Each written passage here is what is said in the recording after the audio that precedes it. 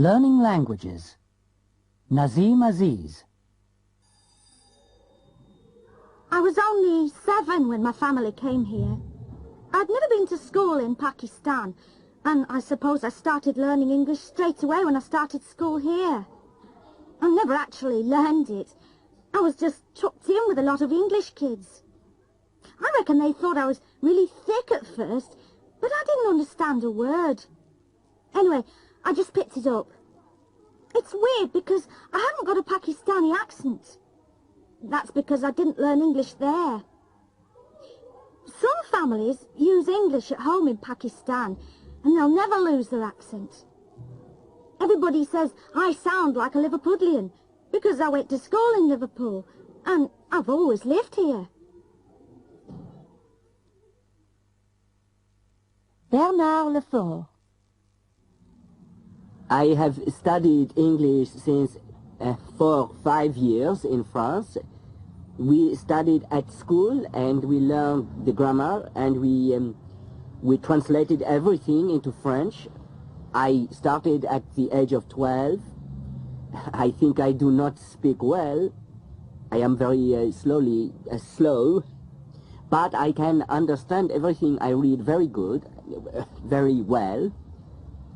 I do not like to make mistakes, so I do not speak too much. I am living in Paris, and I meet English people in my work.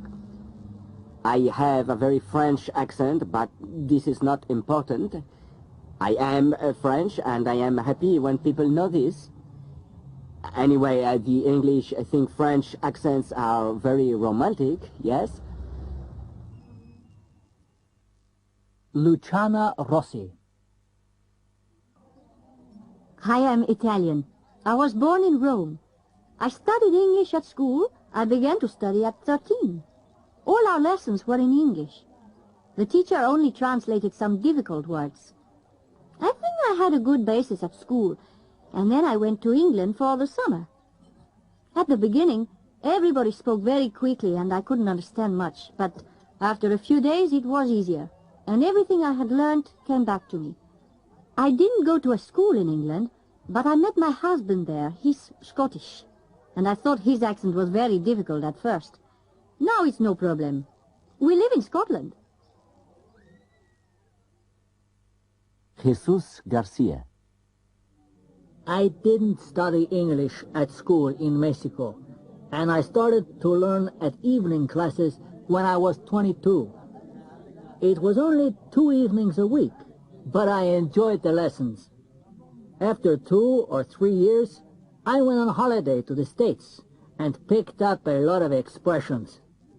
Then I saved up and went to a language school in England for 2 months of 25 hours a week. There were all different nationalities in my class, and we had to speak English. Anyway, I reckon my English is okay now. I work in Mexico City, and I use English a lot in my job. I'm a travel agent.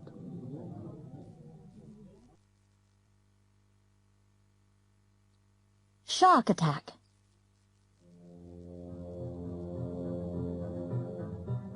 California lifeguard Casimir Pulaski was paddling with his surfboard in the Pacific Ocean off San Luis Obispo when a shark attacked him.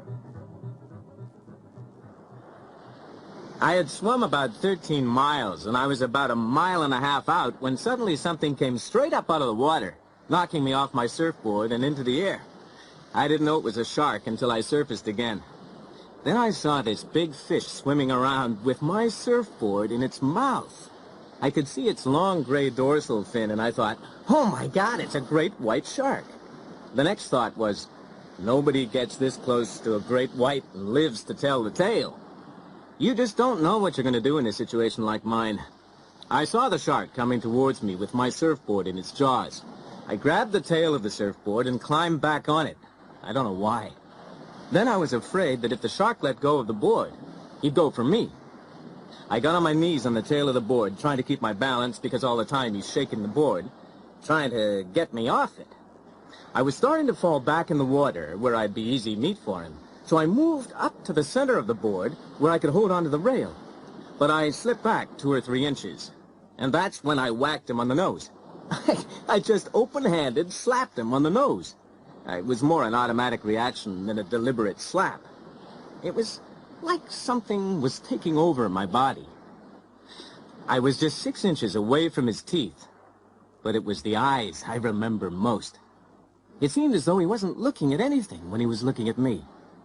Anyway, I just went for him and whacked him, and about 2 or 3 seconds after I hit him, he went. For a minute, I really thought I'd had it. I might have seen my life pass in front of me a little bit. And after he went, I started paddling back to the beach, but I was waiting for him to come back again. They were the worst moments.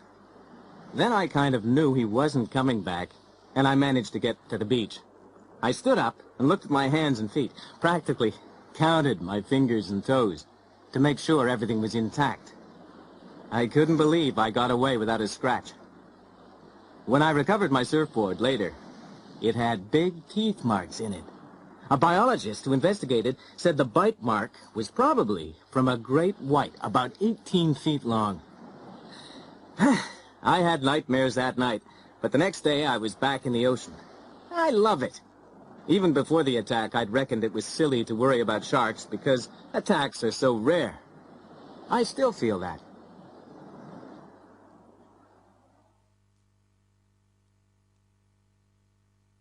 The Yellow Bulldozer.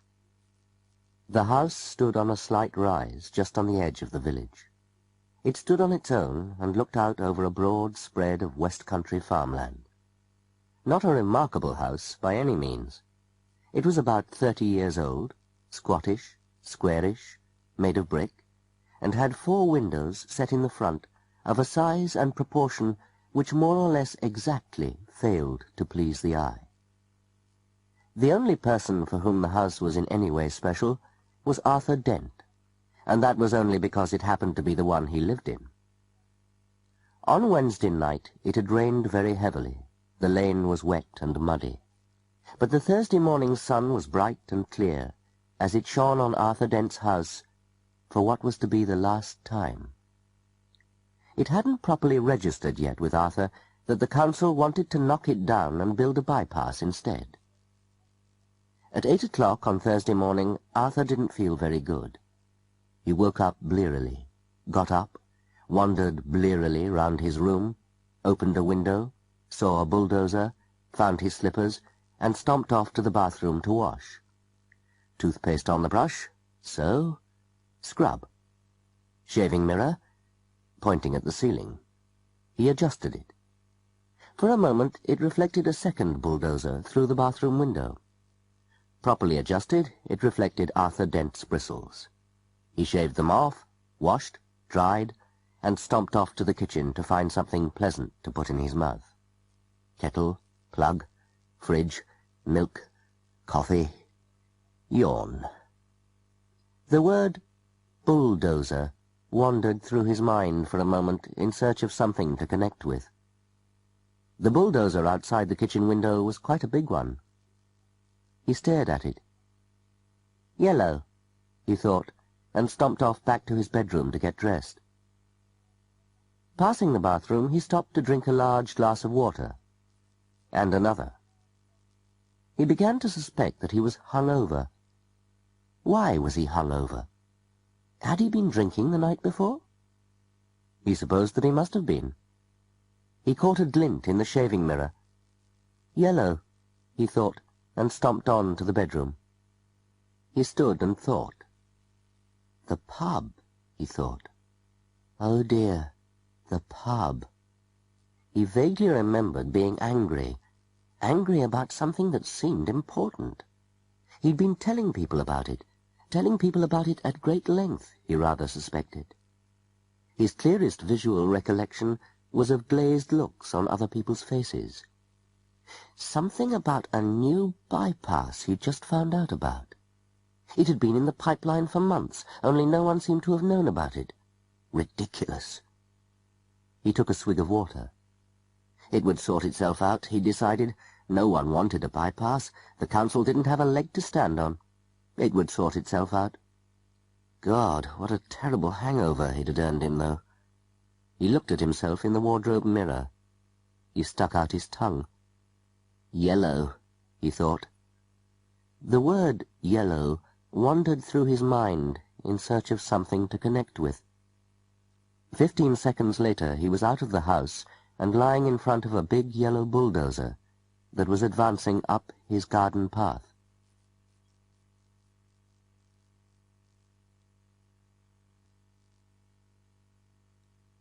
The rumour.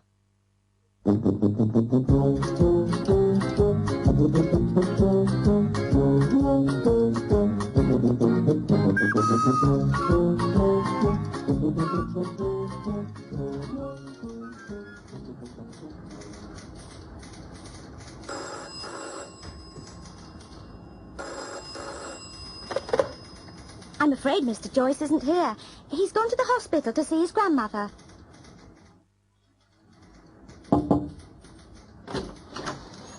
Is Mr. Joyce here? No, he's gone to the hospital. Oh, he wanted me to wash his car. Did he leave the keys? His car isn't here, I'm afraid. The police towed it away. Did you hear that Mr. Joyce had gone to hospital? No. What happened? A car crash, I think. Anyway, the police have towed away the wreckage. Oh, dear. I saw an ambulance on my way to work.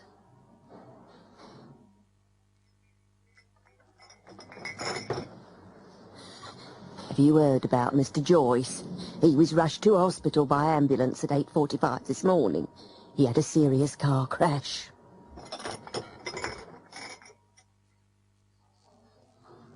Perhaps we should send Mr. Joyce something. How about some fruit? I saw some very nice strawberries this morning. I was told that Joyce was allergic to strawberries. Has anyone told you about Mr. Joyce? No? What about him? He crashed his car. It's a complete write-off. He's in hospital. Intensive care, I heard. Ooh, are they going to operate? Well, I'm not sure. I heard that he's got a lot of allergies.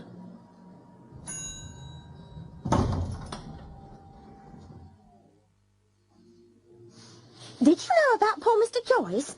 He's in hospital after a terrible car crash, but they can't operate because he's allergic to antibiotics. My sister was treated for her allergies by a Swiss specialist.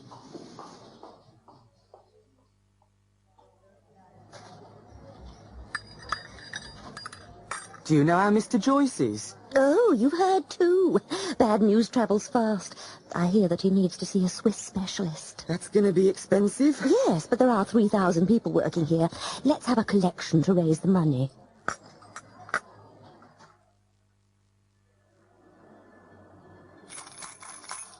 We're collecting for Mr. Joyce. Who's he? He works in the accounts department. He had an awful crash. They're flying a surgeon in from Geneva. He'll never work again. Oh, dear. Well, here's £1.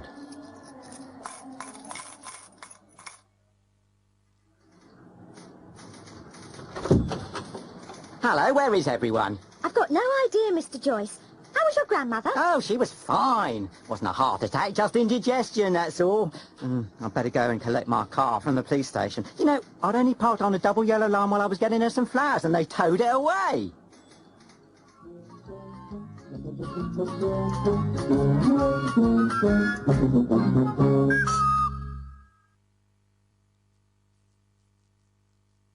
The Explorer.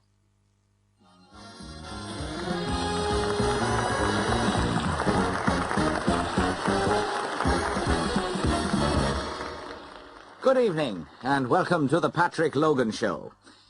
On tonight's show, we're going to meet Broderick Foyle, the scientist who believes influenza comes from outer space. Moira Robinson, the author of Super Housewife. And we're going to hear the latest song from Shining Teeth. Our first guest needs little introduction from me. He's climbed Mount Everest, gone down the Amazon by canoe, and crossed the Sahara Desert on foot. Ladies and gentlemen, it's Richard Mills.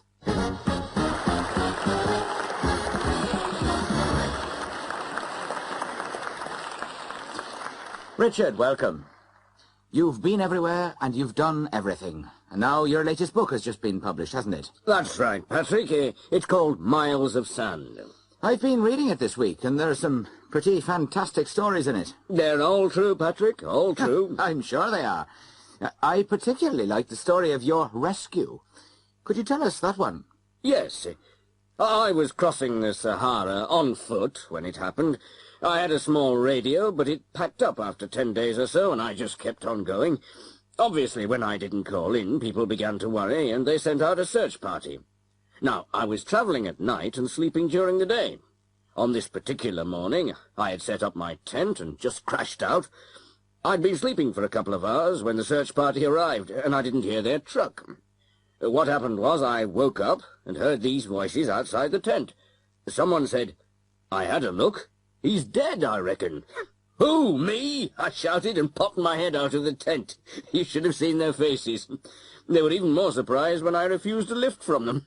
But they did give me a new radio. So what are you doing at the moment, Richard? I'm keeping pretty busy. I'm writing a book about the Everest trip, and I'm preparing for my next expedition. The next one? You mean there's somewhere you haven't been? Oh, yes. I'm planning to walk across the polar ice cap via the North Pole. You're going to walk? That's right. I'm still looking for sponsors at the moment. It's going to be pretty expensive. It sounds like a very ambitious project to me. Yes, it is. The most difficult yet. You see, the temperature goes down to minus 75 degrees centigrade, and at that sort of temperature, metal freezes to the flesh. And, of course, I'll be walking across the sea, on ice. How are you preparing for that? I train every day. I run 10 miles and do weight training. I shall have to be very fit indeed. What sort of problems are you anticipating? Well, first there's navigation. Compasses don't work near the poles, so I'll be using satellite navigation throughout the trip. Say you have equipment problems, like the radio in the Sahara. I'll have a sextant to navigate by the stars, but it'll be plastic, of course. Ah, yes. You said metal freezes to the flesh. Yes. How long will it take? At the beginning, I'll be covering 10 miles a day. I won't be able to keep that up all the way, but I'll have reached the pole by mid-July. By then, I'll have been walking for 6 weeks, say 3 months for the whole journey. One thing that interests me, you always have such wonderful photographs in your books. Will you be taking photos on this trip? I'll be filming myself during the entire trip. Oh, but how will you manage that? I'll simply put the camera on a tripod. And food? Will you be trying to shoot polar bears? I certainly hope not. An aircraft will be dropping supplies to me at regular intervals. If the weather's good enough, that is. Rather you than me, Richard. Can we look forward to a book about this trip? I hope so. Any ideas about a title? Miles of Snow, perhaps? Actually, that's a possibility. Thank you for talking to us, Richard. I hope you'll come back and tell us about the trip. And we'll be back after the break.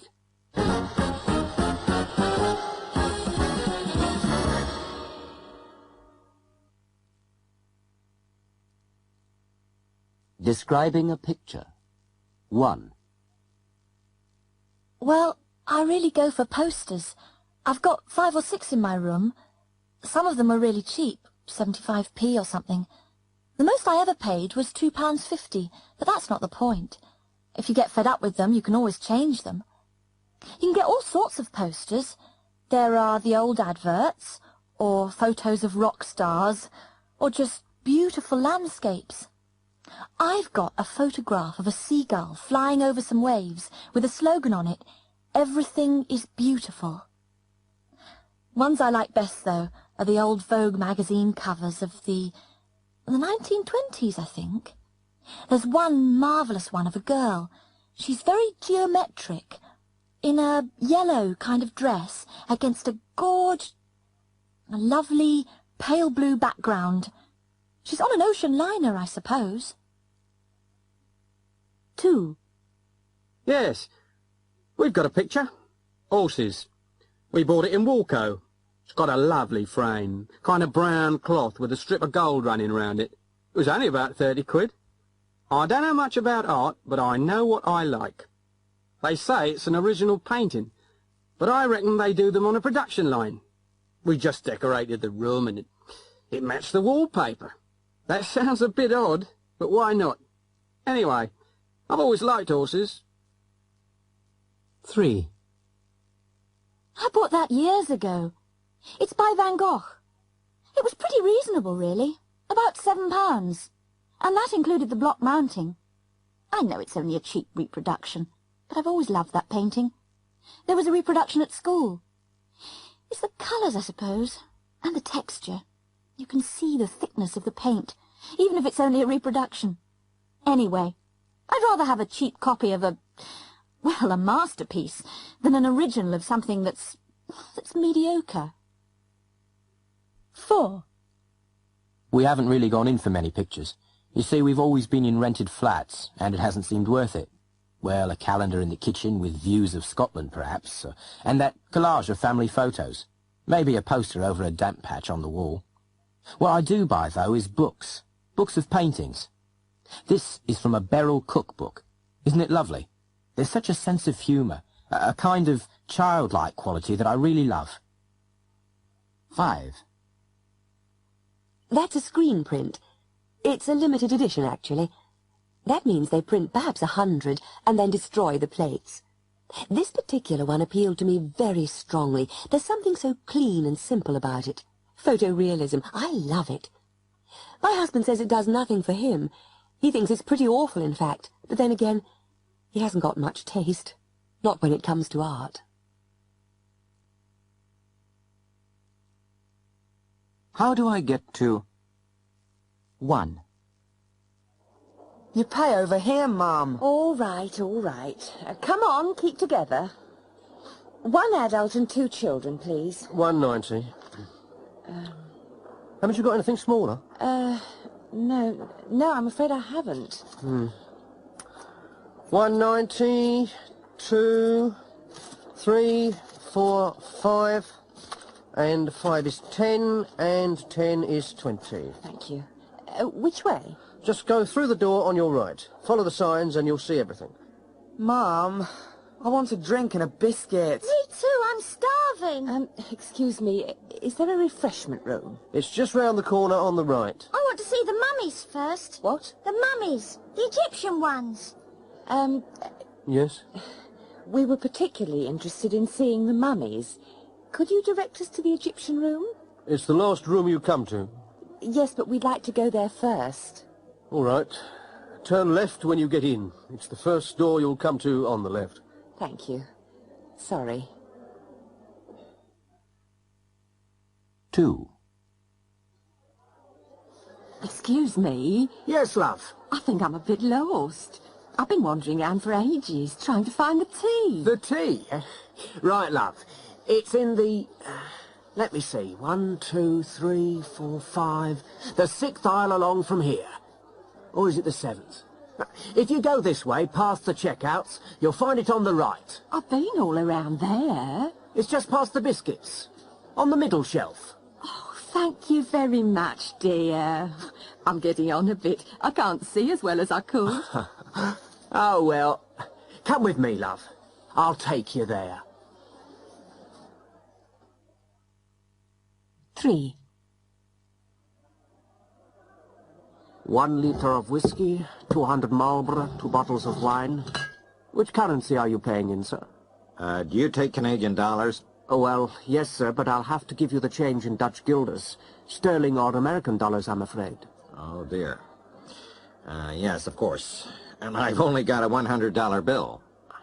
Are you in a hurry, sir? Not particularly. Why? Well, you could break your bill at the currency change desk and come back for your duty-free goods. That's a good idea.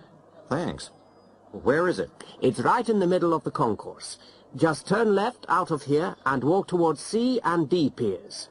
You'll see it straight in front of you. Thank you very much. You're welcome. 4.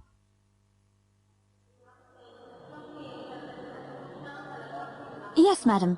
Can I help you? I've got a connecting flight to London. BAE, let me just find my ticket. Yes, it's BA 208. Right. Is your luggage checked through? Yes, it is. It leaves at 14:30 from gate 27 on Pier B. Smoking or non-smoking? Non-smoking. I prefer an aisle seat if you've got one. Yes, that's fine. Seat 5D. Is there somewhere to get a coffee? Of course. Right over in that corner, between B pier and A pier. Can you see it? Yes. Thank you very much. It's a pleasure. Yes, sir. Can I help you? 5. Excuse me, miss? Yes, madam? I can't find the pet food. I expect I've just walked past it or something. Can you tell me where it is? Pet food. Oh, it's opposite the frozen meat cabinet. The frozen meat? Where's that exactly? It's near the back. Look, just go towards the back of the shop, and it's the... Let me think. The second aisle in from the right-hand side. The pet food's about 3/4 of the way along, on your right. Thank you so much. 6. Excuse me. Yes, miss. I particularly wanted to see the Victorian room, but I seem to have missed it. It's in the far corner, miss. Just go out of that door and turn right. Walk through the main hall and you'll see 2 doors in front of you. Go in the left-hand one. That's the Roman room. Ah, I've been in there already. Yes, you must have come out of the wrong door. Anyway, once you're in the Roman room, take the door on the left. That's the Victorian room. Thank you. Thank you very much.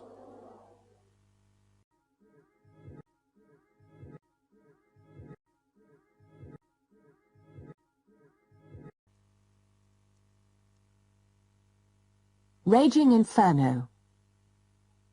I'm sitting out on the road in front of my own house where I've lived for 13 or 14 years. It's going down in front of me. The roof is falling in. It's in flames, and there's nothing I can do about it. And the flames are in the roof, and God damn it, it's just beyond belief. My own house, and everything around is black. There are fires burning all around me.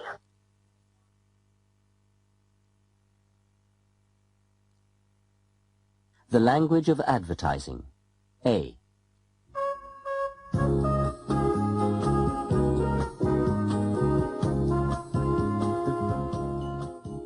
Hello there. My name's Steve Newman, but I expect you know that. I have to entertain a lot. That's one of the problems of living in Beverly Hills. And after dinner, I always give my guests max caffeine instant coffee. Steve, this coffee's marvelous. It's so fresh. Where do you get it? Glad you like it, Raquel. It's my secret.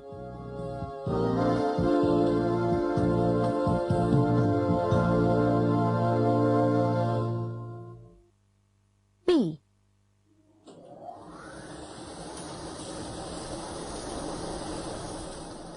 I'm standing in a laundrette in Bromley, Kent. It's Monday morning, and I've just asked 10 housewives to do half their wash in Fizz detergent with its new XR74 foam booster, and half in another leading brand. Well, all of them agreed that Fizz with new XR74 washed whiter, cleaner, and fresher. Fizz with XR74. For families, use Fizz. For families, use Fizz. C.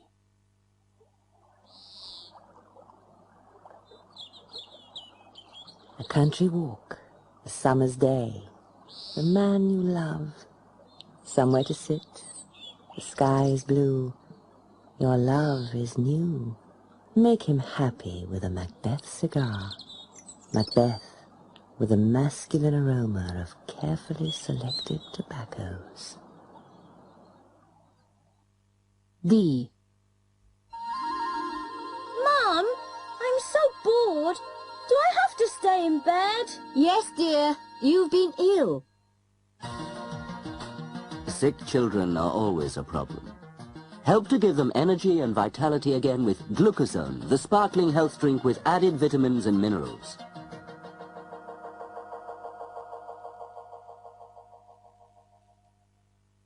E. Did you enjoy your meal, sir? Thank you. May I have the bill? Here you are, sir. I see. You take credit cards? Well, sir, that depends. Which card is it? It's an international Streamline Platinum card. Oh, in that case, of course we do. Thank you very much, sir. And madam, do come again. F. Are you looking for a car that's prettier than a Polo, faster than a Ford, mightier than a Maestro, cheaper to run than a Renault? Then you're looking for the new BM Calypso. Phone your local dealer for a test drive, and if you buy a Calypso this month, he'll give you a free radio, a full tank of petrol, 1 year's road tax, and free number plates. G. All right, I went up the pub last night. They didn't have my favourite beer. Run out, they said. Have some of this Burgermaster lager, they said. What I said? Lager? Not for me. Go on, try some, they said. Well, I had a glass. Didn't think much of it, but I had another. Load of rubbish, I said. Try another, they said. I did. Awful, I said. I don't believe it, they said. Try another. This is the worst beer I've ever had, I said. Try another, we'll pay, they said. No, it's rubbish, I said, and staggered off into the night. I was laughing. 5 free glasses of Burgermaster, and it's not that bad. H.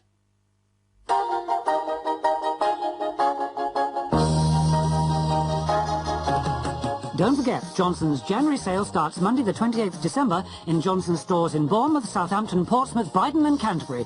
Johnson's January sale, 9 o'clock on the 28th. I.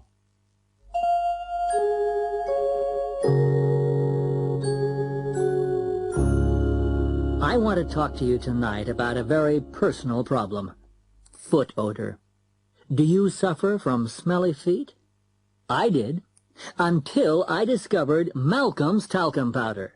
Now I don't walk around smelling like a piece of old cheese.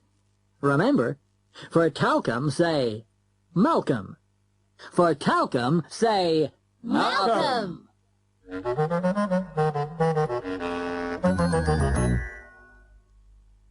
J.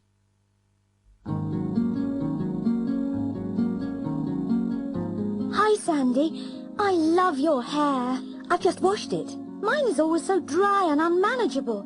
Yours looks so clean and natural. That's because I use Ariel conditioner. It's naturally balanced for dry hair. It's been tested for years, and it's safe enough even for a child. I'll try some. Can I borrow yours? Buy some. You'll be surprised. It's the cheapest on the market.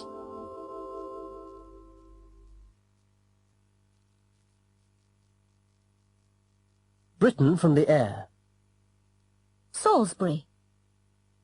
Salisbury was one of the earliest new towns. The city was founded in 1220 to replace the town of Old Sarum, 3 miles to the north. Old Sarum had been founded by the Romans and developed by the Saxons, and was already an important town in the 11th and 12th centuries. The water supply was poor, though, and so the town was moved to its present site, where smaller rivers join the River Avon. The most striking feature is the cathedral, which was founded at the same time as the town. It was built between 1220 and 1258, and is thought to be one of the most beautiful in Europe. The spire is 404 feet high, making it the tallest church in Britain, and was added in 1334. The cathedral is 473 feet long. Salisbury is a market town for the surrounding agricultural area, and a shopping centre for the large numbers of military bases to the north of the city, on Salisbury Plain. It's also a tourist centre, because of the cathedral and old town, and because of Stonehenge, which is 10 miles north-northwest of the city. It's situated in central southern England, about 30 miles inland from the south coast, and 83 miles west of London. The city centre is particularly pleasant, as a ring road takes heavy traffic away to the east. Carnarvon. Carnarvon is the usual spelling, that is C-A-E-R-N-A-R-F-O-N nowadays, although older maps use the English spelling, C-A-E-R-N-A-R-V-O-N. As it's the centre of the area of Gwynedd, which is 75% Welsh-speaking, the Welsh spelling is preferred. Gwynedd, by the way, is G-W-Y-N-E-D-D. It's situated in North Wales and has always been an important strategic and military site. The Romans built a castle here in AD 78. The present castle was started by King Edward I in 1283 and completed in 1322. His son was born here in 1284 and became the first Prince of Wales. Prince Charles was invested as Prince of Wales at the castle on July 1st, 1969. The castle at the top left is one of the finest surviving castles in Britain. The old town wall is still in good condition. The population is 10,500, and the town is a market centre and a tourism centre for the Snowdonia National Park. There is no railway, the nearest station being at Bangor, 9 miles away. It's famous for sailing and fishing. Sea and river fishing are both excellent, which adds to the town's attractions. Durham. Durham, in County Durham, is in the northeast of England, about 14 miles from Newcastle and 260 miles from London. It is built on a bend in the River Wear, and it grew around the Norman castle, which was built in 1072 to protect England from the Scots. A wall blocked off the peninsula. The cathedral was begun in 1093 and has been called the finest Norman building in Britain, if not in Europe. The religious schools developed from the 15th century onwards, eventually becoming the University of Durham in 1832. It is England's third oldest university, after Oxford and Cambridge. Durham is an administration and market centre, and although it is surrounded by coal mining villages, it has remained reasonably quiet and beautiful. The present population is 24,777. Liverpool. Liverpool is one of Britain's largest cities. The city population is 605,600, but the population of the Merseyside conurbation is more than 1.25 million. Its most famous inhabitants are probably John Lennon, Paul McCartney, George Harrison and Ringo Starr, and Liverpool has built a £1 million Beatles museum. Its fame in the world of football is as widespread as its fame in pop music, with Liverpool Football Club being the most successful European team of the late 70s and early 80s, winning the European Cup 3 times. However, there's a lot more to Liverpool than just music and football. It developed very quickly in the 18th and 19th century as Britain's major Atlantic port. It was a centre for the cotton trade and manufacturing industry, as well as a centre for ships taking part in the infamous slave trade. At one time, there were 7 miles of continuous docks along the River Mersey. The river is crossed by 2 tunnels, a railway tunnel built in 1886 and a road tunnel, the Mersey Tunnel, in 1934. For many years, ferries were the main way across the river, which has no bridges at this point. There are also 2 20th century cathedrals, one Church of England, the other Roman Catholic. The Catholic Cathedral, one of the few in the world built with an underground car park, can be seen in the lower right foreground of the picture. The famous Lime Street station can be seen just right of the centre. Liverpool is a cosmopolitan city, and to the anger of both the Irish and the Welsh, it has been called the real capital of Ireland and the real capital of Wales, because of the large number of Liverpudlians of Irish and Welsh descent. Today, it is well known for the wit and humour of its people and its high unemployment figures. There are plans to attract tourism to the area, and to the northwest generally, by converting areas of Dockland into leisure areas, parks and museums.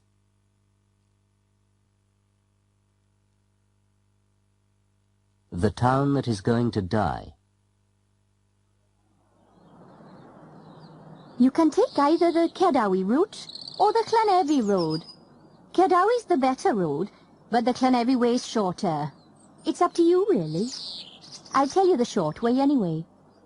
Go about 2 miles up this road until you get to Llanelli. Just after you leave Llanelli, you'll see a turning on the left, the B4007. Keep going along here for about 2 miles or so, past the Tredawi mine on your left. Go down the hill into the town and you'll come to a roundabout. Turn left, past the post office, and go on to the next junction. you'll see a church on the other side of the road. Bear right and carry on to the next fork in the road. Take the right fork and look out for a little road. It's a track, really, on the right. It's easy to miss it. Go 100 yards or so up the track and look at the field to your left. That's the site for the reactor.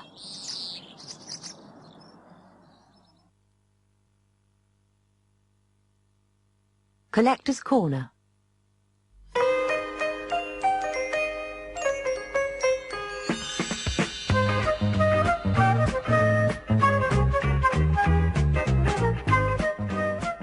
Good afternoon, and welcome to another edition of Collector's Corner.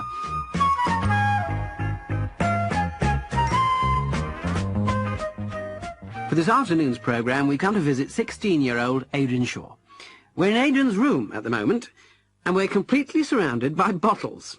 Yes, bottles.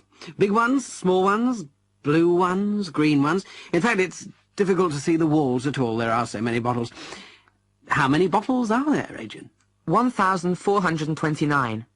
1,429. Have you counted them? Yeah, this morning. I thought you might ask me that question. And are they all different? Yeah. I keep my spares in a box in the shed. How did all this start? About 3 years ago, I was fishing in the river and I found a bottle. This one here. And I'd never seen one like it. So I took it home, cleaned it up, and showed it to my granddad. He said all the bottles were like that when he was my age. I've never seen one like it. No, my granddad's nearly 70. It's an old beer bottle. Anyway, Grandad said it might be worth a bit of money. So I took it along to this shop my mum knew, where she'd seen old bottles in the window. And how much was it worth? Well, the bloke in the shop offered me £6 for it. It's a pretty rare one, because it's got the name of the brewery on it, and it was only a small brewery. Weren't you tempted to sell it? No, not really. I told him I'd think about it. I saw one in a catalogue the other day. I could get £15 for it now. But I wouldn't sell it. Anyway, I like it. And where did you find all these other bottles? Not all in the river, surely? No, though rivers are good places to look, especially near bridges where people chuck them in, and they get stuck in the mud. Where else, then? Rubbish dumps. Usually the ones out of town, you know, where they used to bury all the old rubbish. And how do you know where to find these dumps? A lot have been built on, haven't they? Some have, but not all. You can look at old maps in the library, or you can ask old people. They can often remember where people used to chuck rubbish. And, of course, it doesn't cost anything, does it? No, I've never spent a penny on a bottle. Though you can buy them in shops. A lot of people do. Do you ever sell a bottle? Oh, yeah. But only if I've already got one the same. You know, I sell one and keep the other. What did people keep in all these bottles? All kinds of things. Medicine. You find a lot of old medicine bottles. They're usually blue. But there are all sorts, really. Beer bottles, ink bottles, all shapes and sizes. Tell me about that green one over there. What was that used for? Oh, that was used for...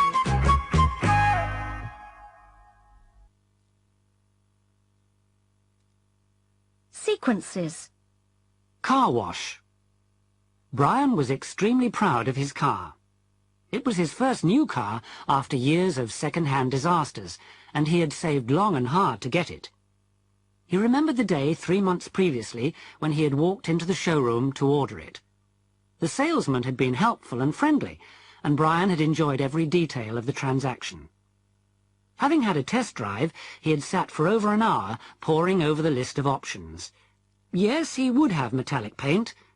No, he wouldn't bother with an electric aerial or electric windows, certainly not at a cost of £350. Yes, he would have the deluxe sheepskin seat covers, and so on.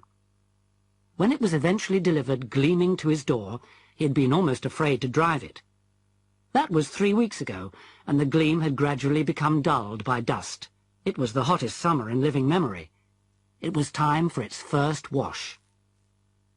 Brian drove carefully to the automatic car wash at a nearby service station. He was sure that passers-by must be admiring his beautiful machine. He drove in, got his token, and joined the queue. At last it was his turn, and he pushed the token into the slot and carefully positioned the car in the centre of the car wash. He felt a bit apprehensive when he looked at the huge green brushes, but he wound down his window again and firmly stabbed the start button. There was a loud whirring noise as the brushes descended and the spray began. Brian tapped his fingers in time with the song on his stereo FM radio. The radio! It was working! That meant the aerial was up! Brian turned to look. Too late, there was nothing he could do. Wait! Better close the window quickly. Brian grabbed at the winding handle in panic. There was a slight cracking noise, and Brian found himself staring down at the handle. It had broken off in his hand, with the window open. He felt the first fine spray on his face, and he had time for one last longing look at his sheepskin seat covers before the deluge of detergent and water hit him. Urban Legends. The Hook. A boy and girl were sitting in a parked car late one evening, listening to the radio. Over the radio came an announcement that a crazed killer with a hook in place of a hand had escaped from the local insane asylum. The girl got scared and begged the boy to take her home. He got mad and stepped on the gas and roared off. When they got to her house, he got out and went around to the other side of the car to let her out. There, on the door handle, was a bloody hook.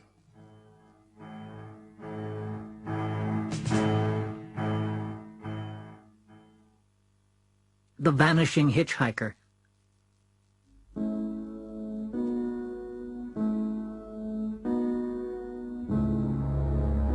Well, this happened to one of my girlfriend's best friends and her father. They were driving along a country road on their way home from the cottage when they saw a young girl hitchhiking. She told the girl and her father that she just lived in the house about 5 miles up the road. She didn't say anything after that, but just turned to watch out the window.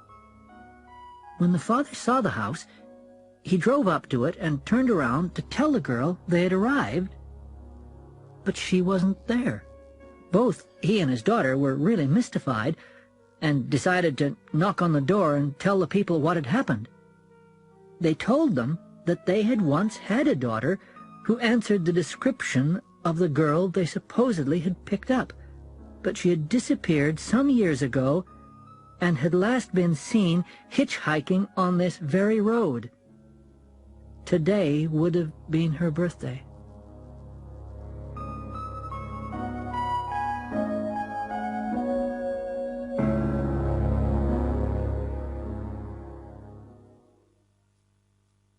The Mouse in the Bottle.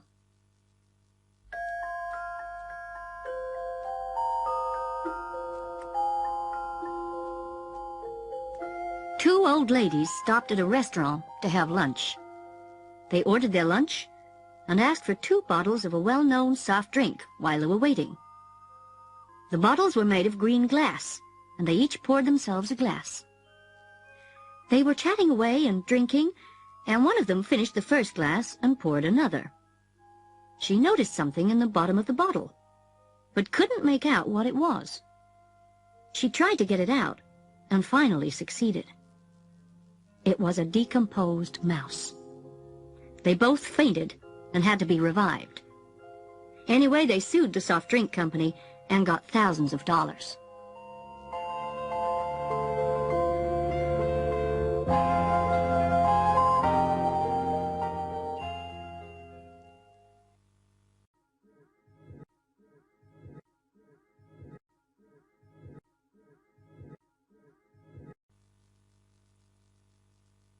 Prejudice.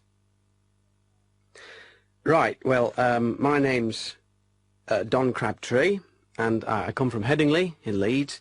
I'm an insurance salesman working for the Ribble Mutual Widows Benevolent Society, and I travel over 400 miles every week in my work, which doesn't leave me much time for a hobby, but I do like a drop of real ale. Oh, hello. My name's Dora Entwistle, and I'm from Liverpool, and I I work in a factory like, and I've got 3 kids and a husband. Hello there, I'm Angus McPherson from Glasgow, which is in Scotland, of course. Morag, my wife, and I have 8 children, so it's quite a large family. And I have a general medical practice in the town, so I keep pretty busy. My name's Gwyneth Jones. I live in Gwent, which is South Wales. I'm a housewife with 2 children, and my husband's a miner. My name's Wayne Roberts, and I come from Birmingham in the Midlands. I work in a car factory, and I like to play football at weekends. I got married last year, and we got a little girl aged 4 months. We'd like to have a boy next time. Well, I work as an assistant matron at Budley Salterton Infirmary. That's what the locals call it. I live in Exeter, which is in Devon. Oh, my name is Jill Carpenter, and I've got 3 children. There's not a lot of work in the area, so most of my cases are, well, some of the lads from the farm with agricultural injuries, that sort of thing. Hello, my name's Laurie Morrison, and I'm from Whitley Bay, which is up near Newcastle in the northeast of England. I'm unemployed at the moment, but me hobby's playing football and watching it on the telly, like. My name's Tracy Sparrow, and I come from Hounslow in London. I work in a shoe shop in Richmond High Street. I never really go away on holiday because, well, I just think London's the greatest city in the world and I wouldn't want to leave it.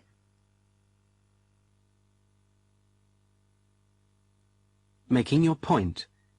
Jenny McPherson is the managing director of GB Electrics. She's talking to a marketing meeting. Now we come to the most important item on today's agenda. That's item 7, the GB Express coffee maker. I think all of you have reports for the meeting, yes?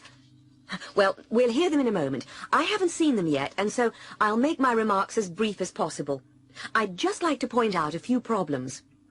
Over the years, coffee consumption in Britain has been increasing rapidly and is now around the same level as tea consumption. That's the good news, if you're selling instant coffee. During the same period, coffee has become a weak, warm liquid with little flavour or taste. In other words, coffee has become more and more like English tea. You know the joke about our canteen here. How do you know which is coffee and which is tea? The tea comes in blue cups. When we began selling filter machines, our initial sales were low. On the other hand, the profit per machine was high.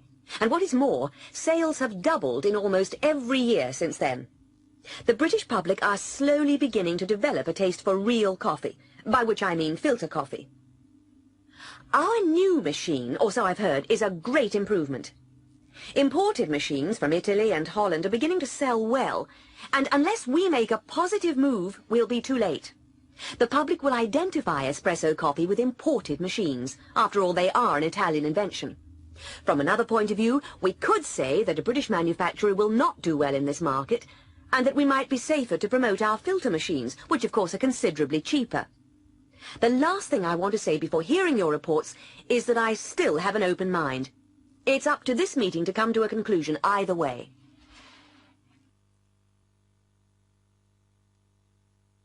The Parkhurst Talkabout.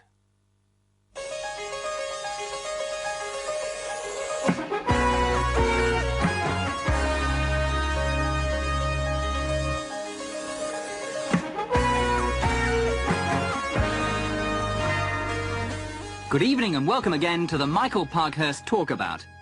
It is now some years since the government introduced the Sex Discrimination Act, which was intended to ensure equality of opportunity for men and women. We wondered whether the act had been successful, and our 4 guests tonight are discussing the general question of equality of opportunity. Bernard Blackburn, journalist and broadcaster. In my opinion, we shall never create real equality of opportunity by making laws about newspaper advertisements. You know, you have to advertise for a salesperson nowadays rather than a salesman or saleswoman. I'm not saying that these things are unimportant, but basically, by the time children get to 4 or 5, they have already been conditioned into their social roles. It starts in the cradle. Girls in pink, boys in blue. I heard about an experiment a few years ago where they took a small baby and dressed it in blue.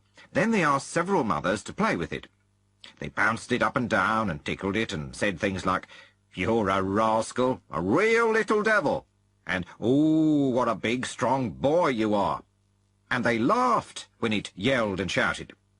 Well, then they dressed the same baby in pink and got another group to play with it. They cuddled it and said, "Aren't you pretty? What a lovely little girl." As soon as it got noisy, they tried to hush it and calm it down. Now, that's where sexism begins. And that's long before we give the girls dolls and toy saucepans to play with and give the boys cars and guns. Helen Grant, university lecturer. I feel there's a long way to go before we can talk about equality of opportunity. Men still expect their jobs to take priority. Even where both partners work, too many men still expect the woman to cook meals and do housework. I mean, go into a supermarket at lunchtime. It's full of working women giving up their lunch hour to do the family shopping.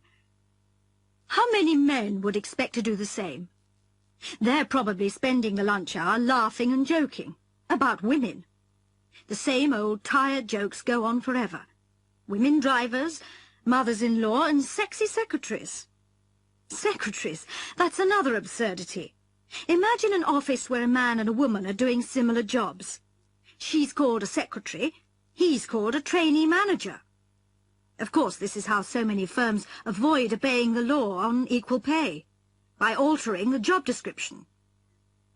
The media, as always, I'm afraid, is so much to blame. Magazines, TV, film and advertising portray women as sex objects, not people. Women are blackmailed into buying useless products because they might fear they're unattractive without them. Too many of us accept the stereotype and waste our time worrying and dieting to fit some imaginary male ideal. Dr. Alice Lee, a general practitioner. Equality, yes. Well, I'm a doctor, so I suppose you could say that I have an interesting, rewarding and important job. However, I have experienced tremendous prejudice from male colleagues. And after all, while there are plenty of women doctors, most of the surgeons and top consultants are men. The argument's always the same, in all spheres of activity, that women will leave the job to have babies. Of course, not all women want to have babies, so this is tremendously unjust. Personally, I did want children. I've got 2, and I stopped work to have them. Children are always forgotten in the argument. I've always felt that it is a very narrow view of life to value a person purely in terms of job status. I believe we should remove the barriers against women at work. But I also do not see myself only as a working person, Dr. Lee. Being a mother is a very important social role, and we need to reassess our view of motherhood and to regard it as equally valid as any job.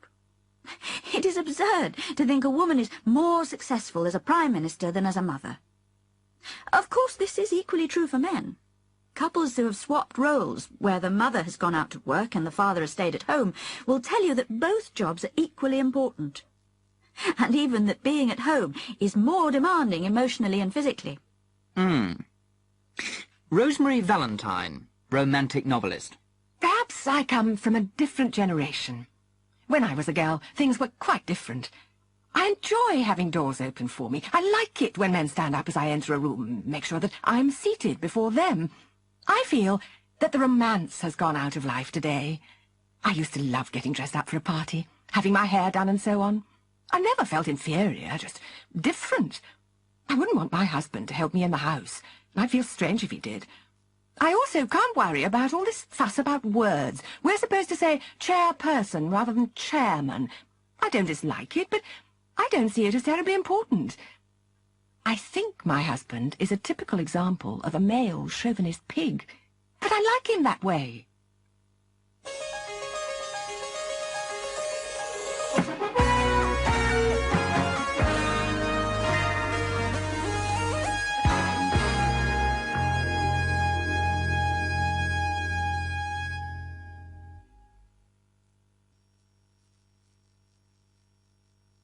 Rules and regulations.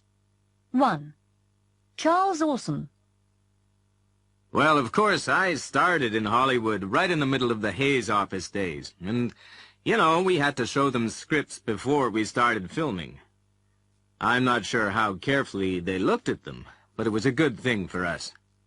You see, it's pretty expensive to film a 5-minute scene which you later have to throw away because of one wrong word. It was much easier to discuss it beforehand.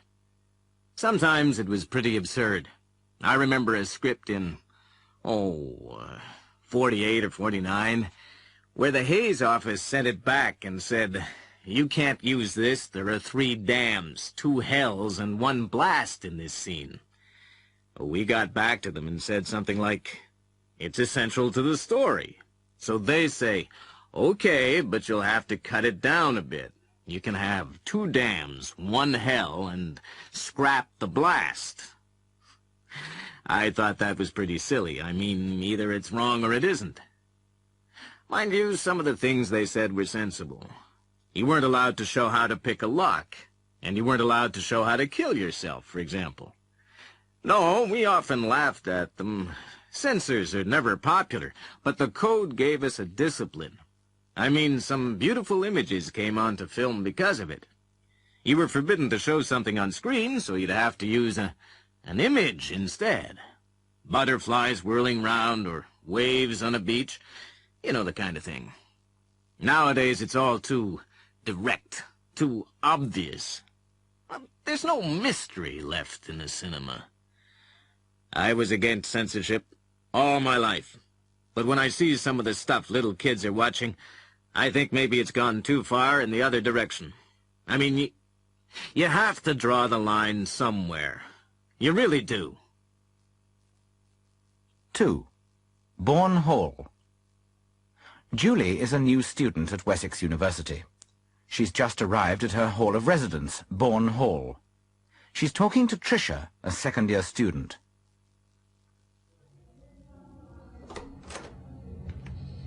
Hi, I'm Tricia Lambert.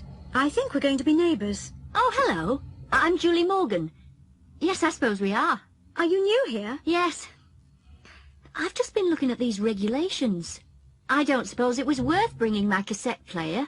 Oh, why not? Everybody's got one. Oh, I see. You've been reading the rules. Well, look, Julie, it's a matter of common sense. Nobody's going to stop you playing it. It's not like that. It's just that you mustn't stop other people working. No, I wouldn't want to do that. I won't play it late. You don't have to worry. All you've got to do is check with the others on this floor. Usually they won't mind a bit of music. But it's not allowed after 11. You're not supposed to play it late, of course. But I'm sure you'll find it's all right sometimes. 3. On the bus. Annette's on a bus.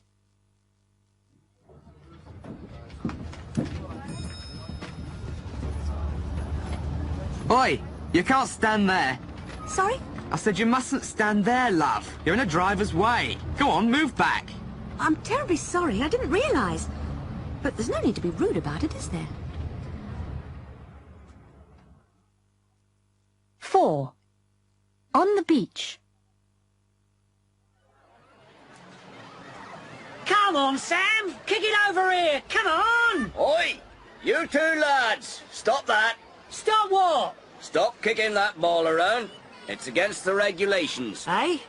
What regulations? Can't you read, son? No ball games on the promenade.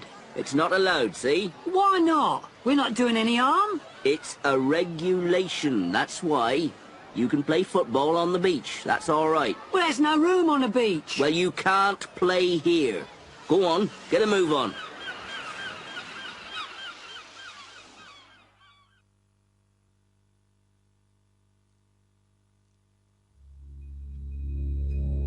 Alas.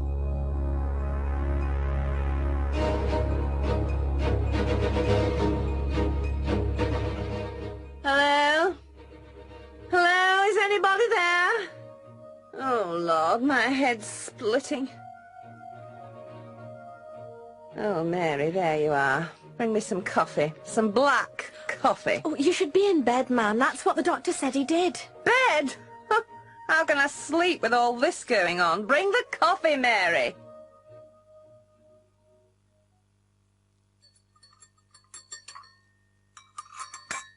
Ah, this is a surprise. We haven't seen you at breakfast for years. What's happened? Summer sale at the off-licence? That's enough. Just like your father, you know. Just like him. But a bit brighter, eh? Just a bit brighter. I sometimes think you're worse. You're not like me. Not at all like me. Thank goodness for that. Hello. Nice to see you up so early. Good morning. Has anybody seen my husband yet? Why? Has he left you? Very funny. No, I just thought he'd be here. He said he was going straight down to breakfast. Perhaps he's run away. Wouldn't be the first time for you, would it? What do you mean? Come on, what are you trying to say exactly? Yes, leave her alone. There's no reason to start on her. Hello, everybody. What's all the fuss about, eh? It's nothing, darling. Just your delightful brother, as usual. Just my sense of humour, that's all. I thought I told you to leave her alone. Do you often have to say that to people? Why, What's going on here? Can't we have breakfast in peace for once? Sit down, both of you. I won't have squabbling in the house. Well, when I was a lad, I'd done 2 or 3 hours' work before breakfast. I didn't get where I am today by squabbling. Where's my scrambled eggs? I've got a meeting at 9 o'clock. A meeting? You didn't tell me about a meeting. He's been having private meetings for years. What's her name? Leave it out. Haven't got the time or the patience. I suppose that layabout isn't up yet? That's no way to talk about him. After all, he is your... Good morning, everyone. Hello, darling. I'm sorry I'm a little late. I couldn't find my eyeliner. Hello, darling. You look splendid. By the way, I might be late tonight. I've got to see somebody. That's all right, my sweet. Milk, dear? Oh, you must let me introduce you to my hairdresser, dear. You've been neglecting yourself since, well, you know. Oh, I am sorry. I did promise not to mention it again. Come on, love. It's nearly a year now. It was his own bloody fault, anyway. There's no need, you oaf. Help! Everybody! Come quickly. She's in the pool. The swimming pool. I think she's dead.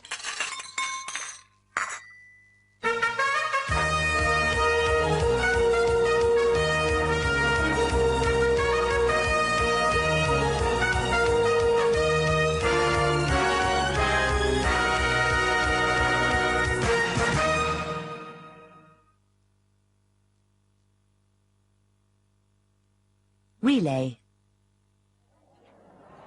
This is Craig Walton of Southern Radio Sport, here at the Intercity Athletics Championship at Wembley Stadium. I just heard that they're ready to begin the draw for one of the week's most popular events, the men's 4x100 metre relay. So we're going over to the committee rooms.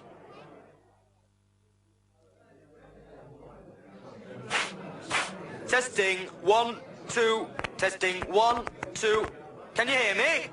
Right. We are going to begin the draw. The first 4 teams out of the hat will be in the first heat. And they are South London on the inside track, Brighton, Bristol, and York on the outside. In the second heat, testing, 1, 2. I think there's something wrong with this microphone. 1, 2. Oh, it's okay. We have Exeter on the inside, Newcastle, Dover, and Swansea. And in the third heat, we shall have Leeds on the inside, Liverpool. Quiet, please. Quiet! And... which switch? Oh, it's on again. Sorry about that. 1, 2. Liverpool, Cambridge, and Nottingham. And in the fourth heat, 1, 2, 1, 2. The teams will be Oxford on the inside, Glasgow, Birmingham, and finally Manchester. That completes the draw for the... 1, 2, testing, 1, 2... Now listen to the heats. 1. They're lining up now for the first heat. They're ready. On your marks. Set. They're off to a flying start. Waters from South London's taken the lead as they round the bend. Then Gates, Tankard, Bell, Singh's taken the baton. Minster's in hot pursuit for York. Then the Bristol boy as they come up to the third stage. And it's Marley for London, really moving there and riding. These two are well ahead into the fourth stage. Minder stumbling, and the York boy is moving through. Yes, it's Roundtree in front, then Minder straining to catch him, and that's it. Roundtree of York is first, Minder from South London second, then Bristol with Brighton at the rear. 2. If you've just joined us, we're at the start of the second heat in the men's 4x100 metres relay. In many ways, this is the weakest heat, with none of the favourites in it. They're on the blocks, Exeter in the orange on the inside, then Terry from Newcastle, Castle from Dover, and Llewellyn from Swansea in the green vest. On your marks. Set. Oh, something was wrong with the start there. They're going back to the blocks. Very nerve-wracking when that happens. On your marks. Set. Oh, and Castle's surging into the lead, going like a rocket. The other three bunched together. And at the baton, it's still Dover. Nothing to choose between the others as they come to the second change. And it's Dover, well in front in the yellow. More of Exeter making a challenge. Is he moving? Round to the last change, and Ferry's blocking Penburn of Exeter. Penburn can't get through. What is Ferry doing? And at the tape, it's Ferry of Dover from Penburn, Exeter, and D.F. Jones of Swansea, and North limping home for Newcastle. Of course, he injured his foot in the hurdles. But wait. Ferry has been disqualified for pushing. What a pity for Dover, after a great race. 3. Well, many would say that this was the strongest heat, perhaps the one most likely to produce the champion team. Cambridge must be the outsiders here, with Liverpool the clear favourites. But you can't write off teams like Leeds and Nottingham, who were so narrowly beaten last year. Sharp of Liverpool is just looking at his shoes. No trouble, I hope, for the Jamaican lad who's run so brilliantly for Liverpool. No, they're getting ready. On your marks. Set. And Sharp explodes into the lead with Clough just behind him and Lomax pounds ahead of Jones. But they're all keeping together at the baton, and Nottingham takes the lead after a clumsy change by Liverpool, now falling back into third place behind Leeds as they come up for the next change. That was better for Liverpool. Harrison is forging ahead, but Lawrence is keeping up with Nottingham. Chatterley takes the baton from Lawrence just ahead of Lenton, but these two are neck and neck and going like the wind. And at the tape it's a photo finish, but I think Liverpool just ahead there. Yes, that's confirmed. And Liverpool have set a new British record of 38.12 seconds. In fact, the first three have all bested the previous record. 4. Lining up for the final heat. On your marks. Set. It's Bob Bruce in the lead from Vic Aston and Billy Kramer. What an athlete Bruce is, marvellous runner. And Macbeth's going to take himself into a good lead now for Glasgow, then Birmingham, then Manchester, with Oxford trailing as we come into the bend, and Campbell's off to a bad start. Look at Thompson. He's making a strong challenge, going past them all for Oxford. He's ahead of Glasgow at the change, and Hartley just has to run home. Yes, they can't catch him now. He's over the line with McLeish taking a good runners-up place for Glasgow. A great run from Thompson there. Now listen to the semi-finals. 1. There's a tremendous atmosphere here at Wembley as we wait for the first semi-final in the men's 4x100 metre relay. The first runners are getting prepared, and who can predict the result? York are the surprise semi-finalists, and a lot of people are shouting for them. On the other hand, Nottingham must be the logical choice, just beaten by Liverpool in that record-breaking third heat. Then again, Glasgow seemed unlucky in the fourth heat. They're on the blocks. On your marks. Set. It's Clough into an early lead in the white and red for Nottingham, with Bruce and Gates fighting for second place. Coming up to the change, and Forrest keeps the lead for Nottingham, running beautifully. Then Minster in the all-white strip for York. Macbeth into the second change. Oh, Campbell's chasing Lawrence of Nottingham. It's anybody's race. York's just behind as they go for the change. But Chatterley has dropped the baton. Chatterley has dropped. York are well ahead, and Glasgow run into second place. What a turn-up for the book. York are in the final for the first time, and Chatterley is on the ground utterly dejected. But over now to the javelin. 2. Perhaps the second semi-final is a little more predictable. We have 4 good teams, but Liverpool must be unbeatable. That's Sharp talking to Waters, both men, of course, in the Olympic team, but that doesn't mean they won't be doing their best to beat each other today. They're getting ready. Oxford in dark blue, Liverpool red, South London white, and Swansea green.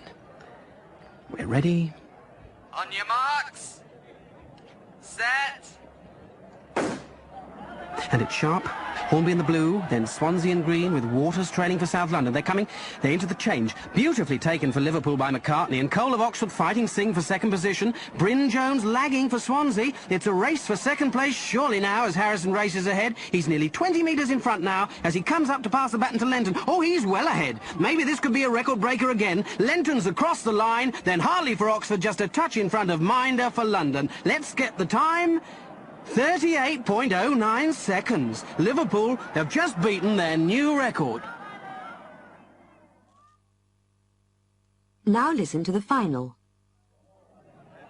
Well, after yesterday's semi-final, there can't be much doubt about who's favourite for today's 4x100-metre relay. Liverpool are on top form, and the less experienced teams from York, Oxford and Glasgow must realise the fight is for the second place.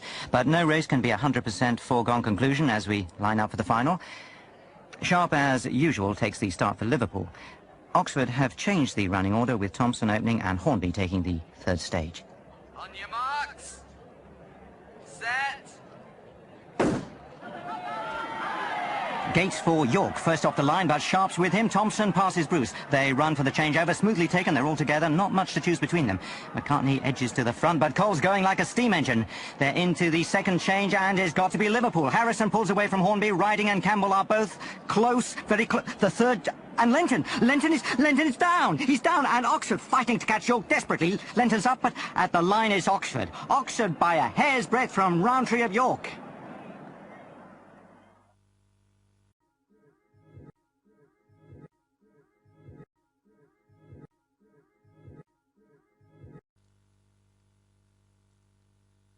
Ghost plane crash. We came alongside and looked into the cockpit, hoping to see, or wondering whether we were going to see a crew or a hijack in progress or whatever.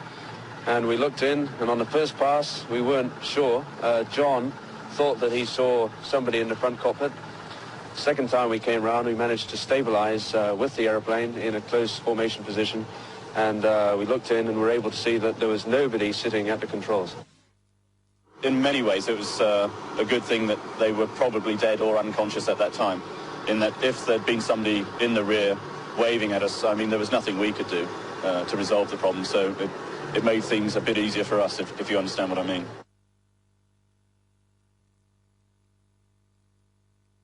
Belief, doubt and certainty.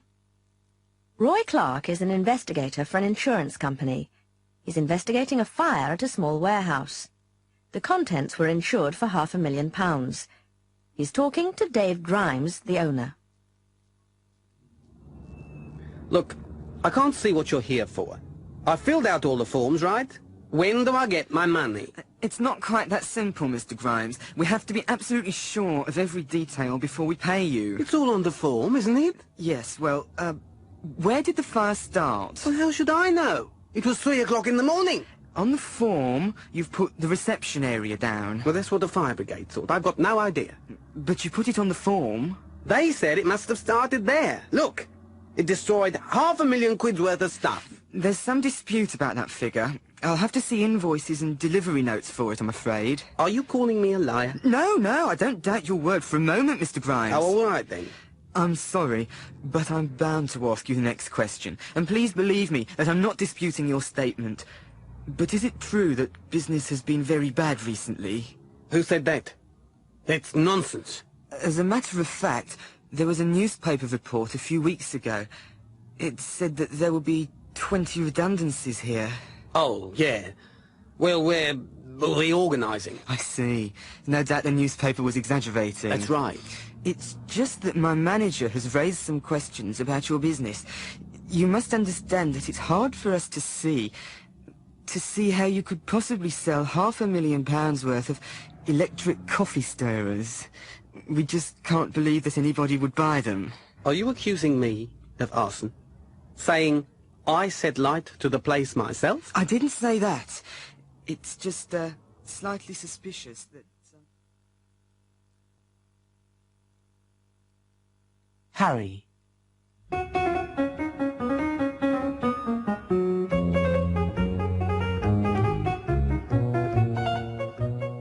In tonight's edition of Reflections, we are going to look at the problems of long-term prisoners. We took our cameras into several prisons, and our first interview is with a man we shall call Harry, although that is not his real name. He spoke to Chloe West about his career in crime. Harry, you're serving a 5-year sentence for robbery with violence. That's right. Perhaps you could begin by telling us about your early life. Yeah. Well, I grew up in South London. I was on my own a lot. See, my mother used to work down the fish market, and my dad, well, he ran off when I was just a nipper. Did you have any friends? Oh, yeah. All the kids from Arl Street used to meet up at the coffee bar. There was one at the end of the road. We didn't have much money, so we used to hang around there all day. We never used to go to the cinema or dancing or anything like that. We couldn't afford it. What did you used to do there? Oh, we just sat around, listening to the jukebox. Nothing special.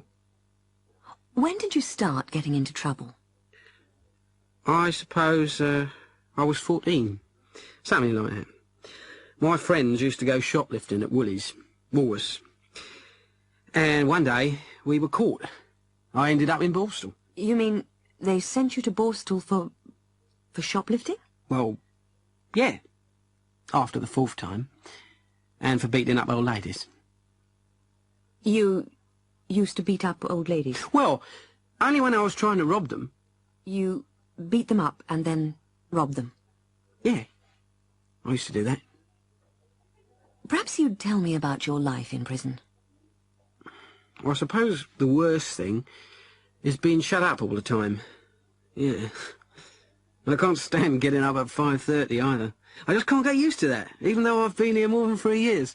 You see, before I came here, I liked staying in bed all morning. I was on night work, you see. Night work? Burglary, mostly. I caught you there.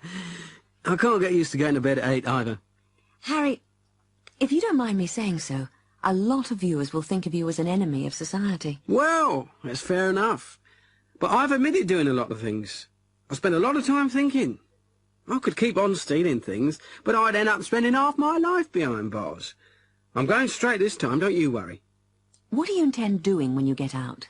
I'm very fond of working on motorbikes. I've been studying while I've been inside, and I'm hoping to qualify as a mechanic. Do you think you'll be able to get a job? That's a bit of a problem. People are scared of employing someone with a record like mine. You know, in case they begin stealing again. How will you get round that? I'm planning on working for my brother. He's got a motorbike shop. So, you plan to work for your brother? That's right. I tell you, I won't be back. I'm not going to risk wasting another 5 years. Well, I wish you luck, Harry. Thanks.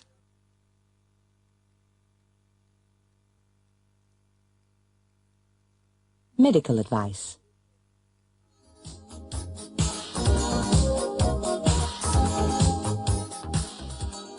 That was the latest record from Computer, Space Travel.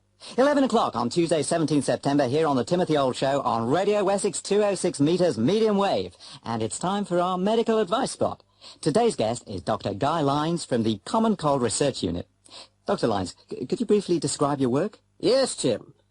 We ask volunteers to stay with us at the research centre for 2 weeks, and we give them a cold. You give them a cold? That's correct. Actually, we give half of them a cold. That is, we infect them with a solution of cold germs. Oh. The other half are given clear, plain water. They're a control group. Our researchers don't know which volunteers have been infected. How do you get volunteers? By word of mouth. It's like a holiday hotel, really. And, of course, only half are infected. We can then study the effect of different cold treatments. So, have you found a cure yet? Not yet, I'm afraid. Although I'd like to get rid of a few old wives' tales. You get a cold from germs, not from wet feet or cold air or sitting in a draught. What advice would you give to cold sufferers, then? The oldest of all. If you treat a cold, it takes about a week to get over it. If you don't treat it, then it takes about a week to get over it. What about aspirin or hot whiskey and lemon? Of course, aspirin or a drink of spirits helps the symptoms. It makes the sufferer feel better, especially if they just go to bed and wait. It doesn't cure it, though. What about your research? We're finding good results from vitamins. Large doses of vitamin C, and I mean 5 or 6 grams a day, do seem to help some people if taken at the very first sign of a cold. Once it's started, though, it seems much less successful. Vitamins A and B6 also seem to help, but we have a lot more research to do. Interferon does give good results, but of course it's wildly expensive, and we can't really waste the limited supplies we have on cold research. Most of it is being used for cancer research at the moment. Interferon? Yes, I'm sure you've heard of it. Wasn't there a program about it on TV recently? There was. What's your final advice, then? Basically, go home, take plenty of liquid. Vitamin C certainly won't do you any harm, and it may help. Aspirin will make you feel better, but the best advice I can give is rest. Plenty of rest. Thank you, Dr. Lyes. We'll be coming back to you after our next record. It's Daisy Barton singing You Broke My Heart.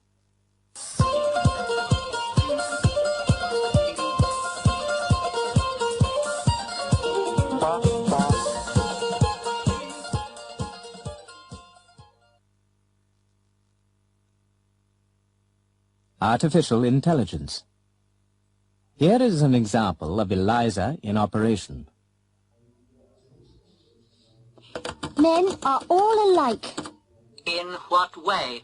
They're always bugging us about something or other. Can you think of a specific example? Well, my boyfriend made me come here. Your boyfriend made you come here?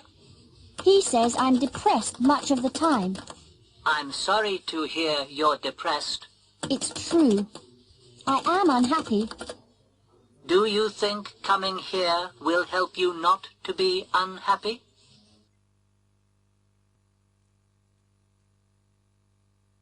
Youth culture. 1. Introduction. In this series of lectures, we shall be examining British society since 1945. Our first topic is youth culture. Now, what exactly do we mean by youth culture? In 1950, a teenager was simply someone aged between 13 and 19. By 1980, the word teenager had developed a much wider and more complex meaning. This was probably because of a whole series of industries which grew up during the 1950s, which were specifically directed at the teenage market. Why should this have happened? The main reason was that teenagers were a section of the community with surplus money, spending money. At that time, people left school at 15 or 16, but didn't usually marry until their early 20s. More often than not, they lived at home in the meantime. Their parents had little spare money. Almost every penny was accounted for, since they were buying a house, bringing up a family, and perhaps saving for a first car or even a first holiday abroad. Because few parents asked their children for realistic sums of money for food and lodging, the kids had money to spend. Consequently, industry wasted no time in finding them something to spend it on. We shall go on to look at some of the resulting changes in existing industries, and also at some of the new industries which sprang up. 2. Cinema. One of the first changes was in the cinema.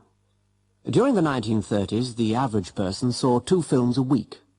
By 1960, this had been reduced to 12 films a year, and the current figure is less than half of that. The cause of the cinema's decline is obvious. Audiences fell as a result of the increase in television ownership. In fact, a similar increase was happening in other countries for two reasons. First, the general world economic recovery from the war. The second reason was that technology was making mass production possible, and therefore sets were becoming cheaper. The effect of this was that the cinema lost its family audience. Because families were smaller, and because they often lived in different areas from grandparents, the cinema had become an expensive night out. There were no free babysitters, i.e. grandparents. Of course, many cinemas closed, and the ones which survived were the ones in the town centres. Therefore, cinemas became more expensive to get to, and in consequence, audience numbers declined even more. The end result was a cinema aimed at the youth market, 16 to 25. This meant different kinds of films, and in the end, an even greater loss of the family audience. 3. Fashion. Another area of change was fashion. Styles have always changed, but the change has usually been slow. A man's suit of 1925 would not have looked out of place in 1950, or in 1985, because they were made of natural materials, such as wool, silk, or leather. Clothes had been an expensive item for the family of the 1920s or 1930s, and high fashion was positively undesirable. Due mainly to changes in technology, clothes today are much cheaper. That is, they cost a much smaller percentage of our income. Man-made fibers and mass production are the basic causes of these reductions in real price. The first consequence was that people could afford to buy more clothes more often because they didn't have to wait until clothes were almost worn out before replacing them. Man-made fibers are hard-wearing and long-lasting, as well as cheap. The clothing industry did not want to lose sales, so the idea of fashion was promoted more heavily, especially to the youth market. One result of a national TV network was that new fashions in clothes, dance, or music spread rapidly throughout the country, and this led to even more rapid changes in fashions and styles. In contrast to the man's suit of 1925, which would look normal today, look at the fashions of 1956. 4. Pop music. Perhaps the classic example of youth culture is pop music. There has always been music which is popular, but until 1950 or so, popular music meant the music of the working classes. Since 1955, or thereabouts, we have had pop music which is classless. A musician might tell us that the causes of pop culture are complex. He might say modern pop music is the result of a mixing, a blending of black American rhythm and blues with white American country and western music. We are interested in the effects of pop music, and no account of its origins can explain its worldwide popularity. This is almost certainly due, once again, to changes in technology. I would say that pop music as we know it is a direct consequence of the invention of the transistor. The transistor gave teenagers their own source of music, which was cheap and portable, that is to say, the transistor radio. As a result, teenagers were freed from the family radio, broadcasting bland music for a family audience. A demand was created for specifically teenage music, and, as usual, industry responded. At the same time, the invention of the 45 RPM vinyl record, which was almost unbreakable, led to greatly increased record sales. 5. Other entertainments. The new youth audience were too young to go to the traditional British pub because of British drinking laws which forbid the sale of alcohol to under 18s. In the United States, the drinking age was 21. This was a result of the Prohibition era between 1919 and 1933, when alcohol was totally forbidden. So again, there was a market, kids looking for somewhere to meet, and again there was a response. Coffee bars and milk bars began to open all over the country in the 1950s on account of this demand. Like pop music, an American model forms the basis. The pubs were left to the older males, the tea shops to the older females. Another effect A side effect of this Americanization was increased consumption of coffee. In 1945, tea was the normal British drink. By 1965, tea and coffee consumption was almost equal. 6. Summing up. So, the main areas we shall look at are the cinema, next week, fashion, the week after, pop music, the week after that, and finally other entertainment in the last lecture in the series. There are some other manifestations of youth culture, most of them a consequence of industry's response to a group with surplus money. I shall just mention a few of them. Motor scooters became popular here, as British kids, unlike their American contemporaries, could not afford cars. The scooter was not really suitable for Britain, on account of our weather and the resulting slippery roads. Thousands were sold. Another reason being that you could ride a scooter at 16, a year before you could apply for a car license. A huge cosmetics industry grew up, with massive advertising to make girls buy cosmetics, which became very cheap. Why? As usual, the price resulted from new technology and synthetic ingredients. Magazines directed at the youth market were published in large numbers too. The same forces as ever were at work on this, the first TV generation. Because of their spending power, the concept of teenager, in inverted commas, was developed. However, in the 1950s, their spending power was still controlled by traditional industries. In the 1960s, things changed. But that's the subject of another lecture.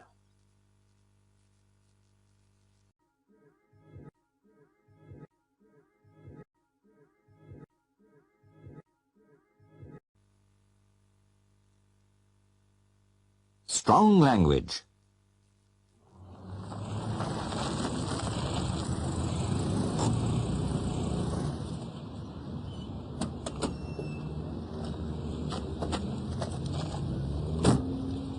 Oi, you! I was waiting to back into that space. Were you? Bad luck, mate. But I was indicating. I've been here for ages. Well, you were too slow, weren't you? Look, I'm not letting you get away with this. You'd better move, or else. Or else what?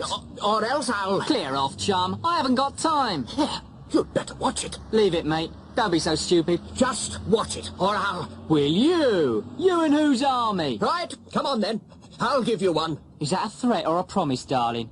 Look, I'm off. I haven't got all day. Come back here. I'll...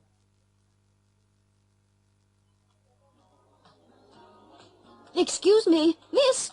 Over here, miss. Yeah? I wonder if you'll be kind enough to get me a size 18 in this. If it's not too much trouble, that is. 18? We don't do extra large, love. Sorry. You want the outsize department. Well, what have you got in size 18? Eh? I thought I told you. We don't do extra large in anything. All right, but there's no need to be so unpleasant, you know. I say, I am talking to you. I said... Oh? I am sorry, madam. I didn't want to upset madam, did I, madam? I was listening to madam.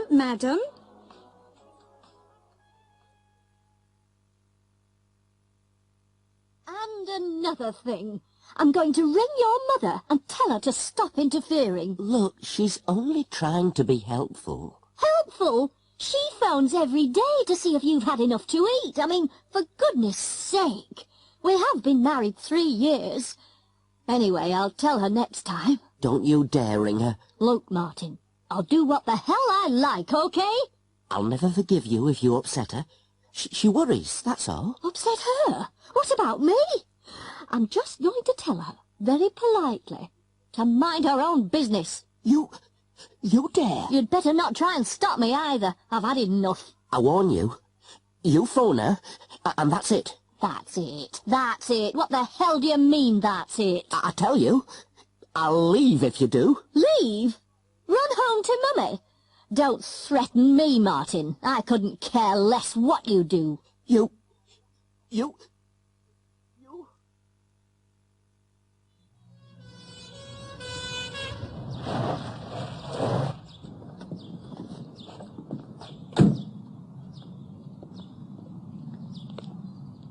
Hello, hello?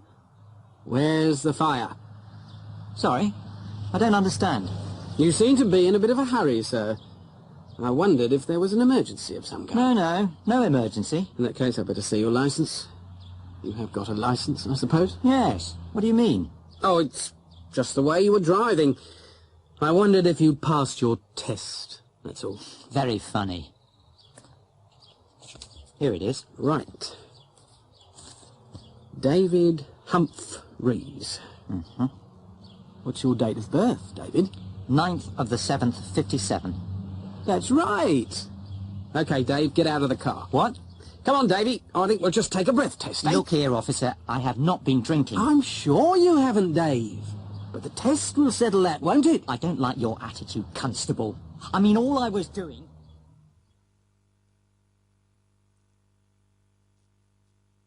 Precautions. Come in, Tango Alpha Charlie. Do you read me? Over. We read you loud and clear. Over. What is your altitude? Over. We're holding steady at 4,000.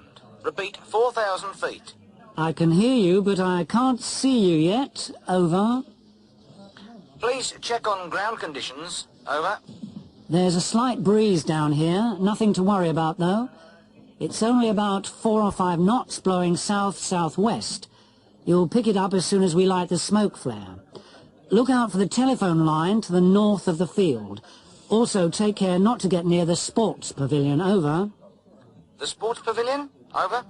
Yes, there's a telephone line running from the northeast corner to the north of the field.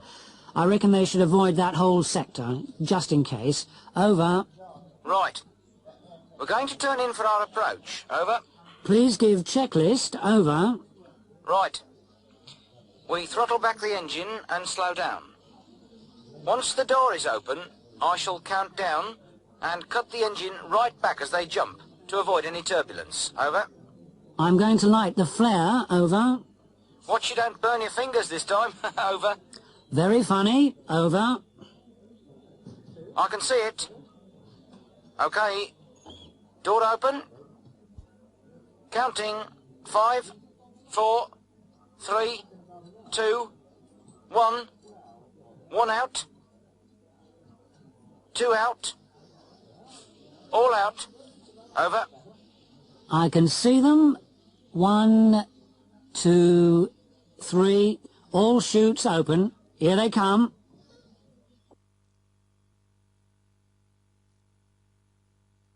Advice and suggestions. Scene 1. Ralph's house in London. Yes, boss. Have you seen this? In the morning paper? Let me see. Semi-literate. Half-wit. Least intelligent. I don't think you like the film, boss. It's Anderson again. I'm going down there to see him. Should I come with you, boss? What? Yes. Get the car. If I were you, I'd punch him on the nose, boss. That's what I'm going to do. You want to really show him this time? Well, let's go then. Boss, don't you think we'd better tell Sam first? Huh? Yeah, perhaps we should. Get him on the phone. Scene 2. Sam is Ralph's manager.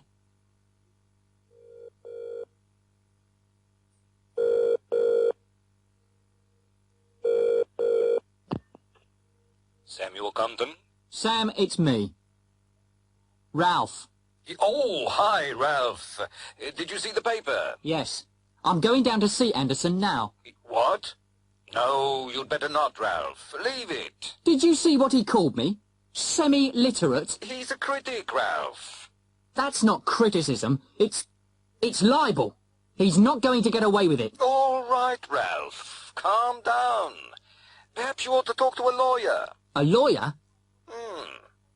Maybe you could sue him. I'll sue him for every penny he's got. Yes, well, why don't you just phone a lawyer? Go and have a talk about it. Scene 3. Mrs. Spencer is Ralph's lawyer. Mr. James, do come in. Take a seat. Did Sam speak to you? Yes. Mr. Compton showed me the review. I want to sue. I would strongly advise you to think it over most carefully, Mr. James. I've thought it over already.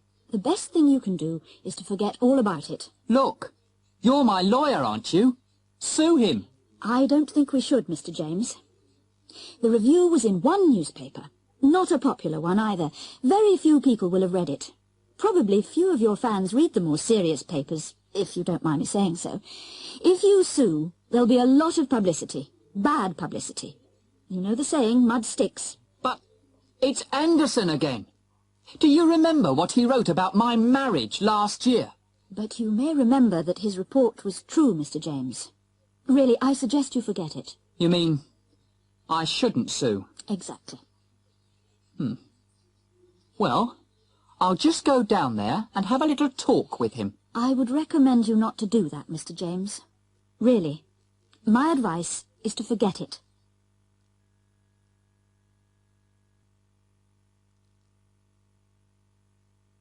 The Importance of Being Earnest.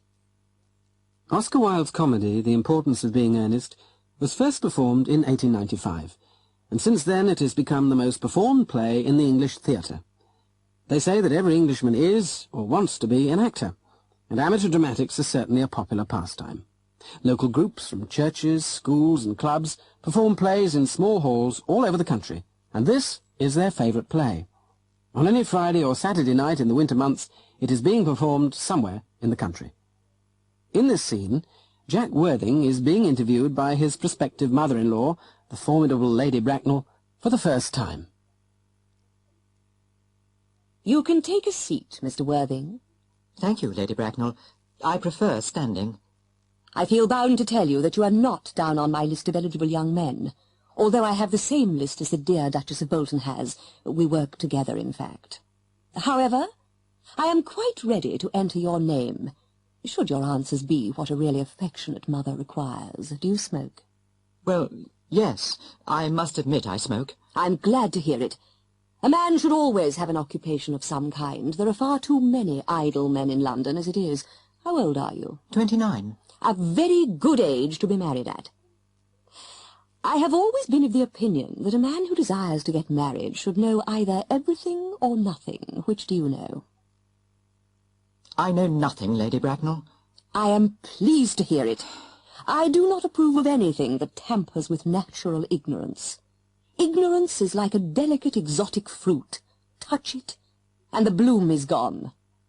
The whole theory of modern education is radically unsound. Fortunately, in England, at any rate, education produces no effect whatsoever. If it did, it would prove a serious danger to the upper classes and probably lead to acts of violence in Grosvenor Square.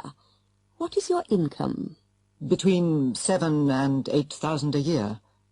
In land or in investments? In investments, chiefly. That is satisfactory. What between the duties expected of one during one's lifetime and the duties exacted from one after one's death, land has ceased to be either a profit or a pleasure. It gives one position and prevents one from keeping it up. That's all that can be said about land. I have a country house with some land, of course, attached to it. About 1,500 acres, I believe, but I don't depend on that for my real income. In fact, as far as I can make out, the poachers are the only people who make anything out of it. A country house? How many bedrooms? Well, that point can be cleared up afterwards. You have a townhouse, I hope. A girl with a simple, unspoiled nature like Gwendolen could hardly be expected to reside in the country. Well, I own a house in Belgrave Square, but it is let by the year to Lady Bloxham. Of course, I can get it back whenever I like, at 6 months' notice. Lady Bloxham? I don't know her. Oh, she goes about very little. She is a lady considerably advanced in years. Ah, nowadays that is no guarantee of respectability of character. What number in Belgrave Square? 149. The unfashionable side. I thought there was something. However, that could easily be altered. Do you mean the fashion or the side? Both, if necessary, I presume. What are your politics? Well, I am afraid I really have none. I am a Liberal Unionist. Oh, they count as Tories. They dine with us. Or come in the evening, at any rate. Now to minor matters. Are your parents living? I have lost both my parents. To lose one parent, Mr. Worthing, may be regarded as a misfortune. To lose both looks like carelessness. Who was your father? He was evidently a man of some wealth. Was he born in what the radical papers call the purple of commerce? Or did he rise from the ranks of the aristocracy? I am afraid I really don't know. The fact is, Lady Bracknell, I said I had lost my parents. It would be nearer the truth to say that my parents seem to have lost me. I don't actually know who I am by birth. I was found. Found? The late Mr. Thomas Cardew, an old gentleman of a very charitable and kindly disposition, found me, and gave me the name of Worthing, because he happened to have a first-class ticket for Worthing in his pocket at the time. Worthing is a place in Sussex. It is a seaside resort. Where did the charitable gentleman who had a first-class ticket for this seaside resort find you? In a handbag. A handbag? Yes, Lady Bracknell. I was in a handbag, a somewhat large black leather handbag with handles to it. An ordinary handbag, in fact. In what locality did this Mr. James or Thomas Cardew come across this ordinary handbag? In the cloakroom at Victoria Station. It was given to him in mistake for his own. The cloakroom at Victoria Station? Yes. The Brighton line. The line is immaterial. Mr. Worthing, I confess I feel somewhat bewildered by what you have just told me. To be born, or at any rate bred in a handbag, whether it had handles or not, seems to me to display a contempt for the ordinary decencies of family life that reminds one of the worst excesses of the French Revolution. And I presume you know what that unfortunate movement led to. As for the particular locality in which the handbag was found, a cloakroom at a railway station might serve to conceal a social indiscretion. Has probably, indeed, been used for that purpose before now, but it could hardly be regarded as an assured basis for a recognized position in good society. May I ask you, then, what you would advise me to do? I need hardly say I would do anything in the world to ensure Gwendolen's happiness. I would strongly advise you, Mr. Worthing, to try and acquire some relations as soon as possible, and to make a definite effort to produce at any rate one parent of either sex before the season is quite over. Well, I don't see how I could possibly manage to do that. I can produce the handbag at any moment. It is in my dressing-room at home. I really think that should satisfy you, Lady Bracknell. Me, sir? What has it to do with me? You can hardly imagine that I and Lord Bracknell would dream of allowing our only daughter, a girl brought up with the utmost care, to marry into a cloakroom and form an alliance with a parcel. Good morning, Mr. Worthing.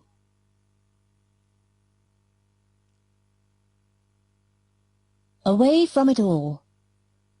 I've thought about it for many, many years. I've wanted to set up my own place where goddamn people like Freud aren't worth a hill of beans, where there ain't no rules, and where people don't give a damn about doing an honest day's work.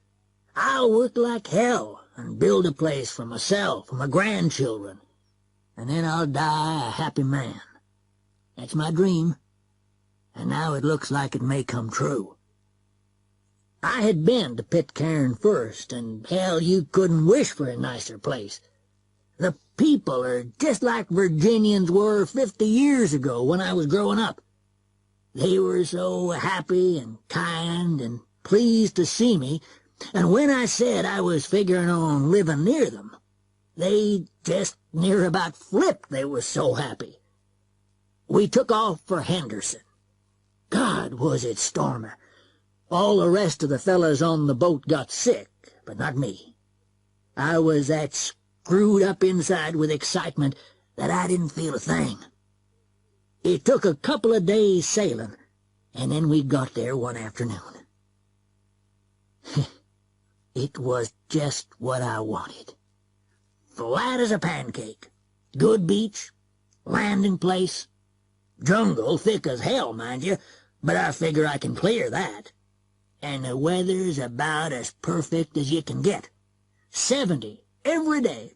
A little rain once in a while. Just a great place for old Smiley Ratcliffe to come and settle down. So that's what I'm figuring to do.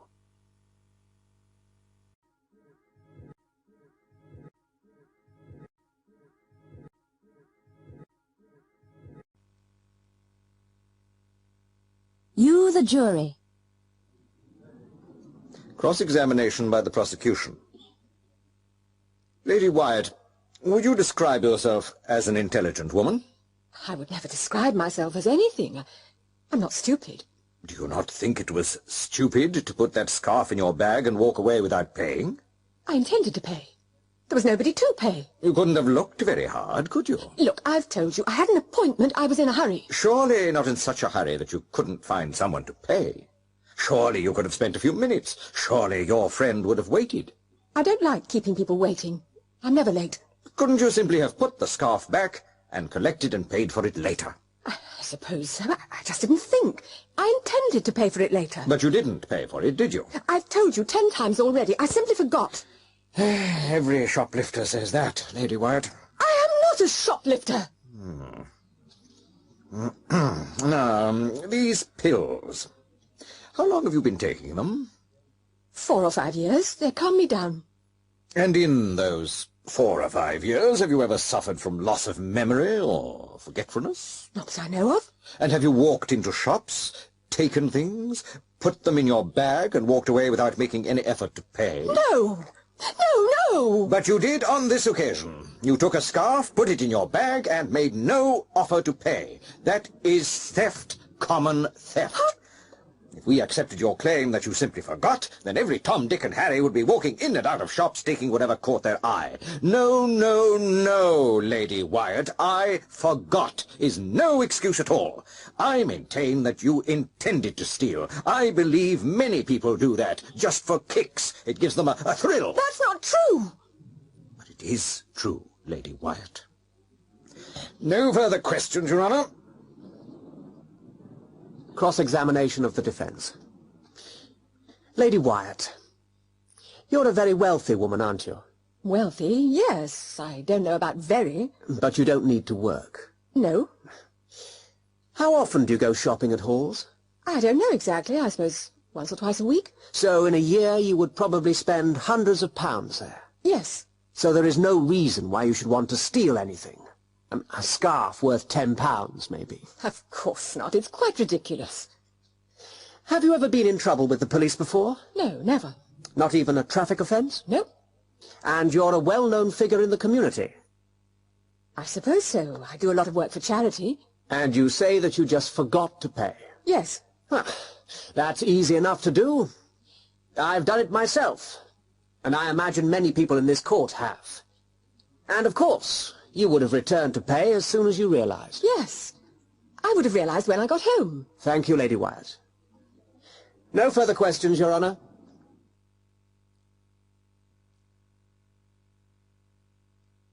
Where's Mr. Grayson?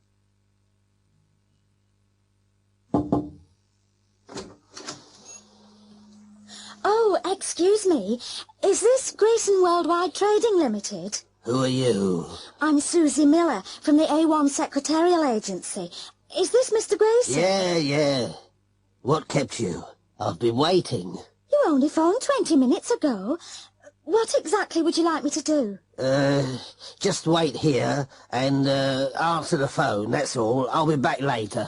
But what shall I say? Just take a message, that's all. Shall I, tidy up or anything? No, just a phone. Okay? See you later. Oh, hold on. Who are you? I'm Grayson. Tim Grayson. See you. Message 1, 10:42. Grayson Worldwide Trading Limited. May I speak to Mr. Grayson, please? I'm afraid Mr. Grayson's out. Can I take a message? Oh, dear. When are you expecting him back? I'm not sure. Who's calling? It's Mr. Jackson from the Midland Bank. Can you ask him to call me? Certainly, Mr. Jackson. Goodbye. Goodbye. Message 2, 10:56. Grayson. Is that you? I'm afraid Mr. Grayson's not here at the moment. Who's calling? It's... tell him it's Mr. Smith. Mr. John Smith. You'll know who I am. Can I speak to him now? I told you he wasn't in, Mr. Smith. Come on, he'll speak to me. I'm sure he would, but he really is out. Who are you? I'm his secretary. Is there any message? Secretary. Grayson with a secretary. Don't make me laugh, sweetheart. Look, do you want to leave a message or not? Yeah. Just say, can you meet John Smith at 8:30? The usual place. Say it's important. Very important. Say, I want to know whether he's got the papers. Have you got that? Yes. Thank you, Mr. Smith. Goodbye. Message 3, 11:02. Grayson Worldwide Trading. Hello? Hello, I'm phoning about my order. Could I have your name, please? Oh, yes, it's Brown. Mrs. Brown from Leeds. I'm afraid the person who deals with orders isn't here. Can I take a message? Oh, dear. I've tried to phone several times, and this is the first time I've had a reply. It's about the order, you see. What order was that, Mrs. Brown? The complete set of kitchen knives. Well, I saw the advert in the paper, and I sent my cheque months ago. Well, the order's never arrived, you see. Well, could I take your number? Someone can phone you back. Well, I'm not on the phone. You see, I'm using a neighbour's phone. Perhaps you could phone her, if that's all right. I'm getting worried, you see. I've written twice, too. Shall I take your number? Oh, yes. It's Leeds 178432. Thank you. I'll pass on the message. Yes. They were expensive, you see. Yes. Goodbye, then. Message 4, 11:19. Grayson Worldwide Trading. Where's Grayson? Mr. Grayson's not here. Can I take... Are you sure? Yes. Who's calling? My name's Evans. Evans Printing Company. Would you like to leave a message? Yes. Where's my money? He owes me £2,700 and he'd better pay up soon. I see. Anything else? Yes. What's he done with all the letters I've sent him? I've written every bloody week. You tell him. I'm just a temporary secretary here. Yes, well, sorry, love. It's not your fault. Tell him he'd better phone me back, all right? I'll be waiting. Goodbye. Message 5, 11:26. Grayson Worldwide Trading. I'd like to speak to Tim Grayson, please. I'm afraid he's out at the moment. Who am I speaking to? I'm a temporary secretary. Is that what he calls you? Sorry, I don't know what you're talking about. Can I take a message? Yes. Ask him where my car is, why he hasn't called me for 2 weeks, what he's done with my cheque, when I'm going to see him again, and what the hell he thinks he's doing. Did you get all of that, dear? I think so. Who shall I say called? There can't be many people who would leave a message like that. He'll know. Goodbye. Message 6, 11:34. Grayson Worldwide Trading. Can you put me through to Mr. Grayson, please? He's not here at the moment. Can I take a message? Yes. This is the top-type secretarial agency. I'm phoning to inquire about our bills, which haven't been met. Bills? What were they for? For? He's had 3 temporary secretaries, and we haven't received a penny. I've only been here an hour. I'm from the A1 agency. Really? Well, I'd just leave him my message and not waste any more of your time.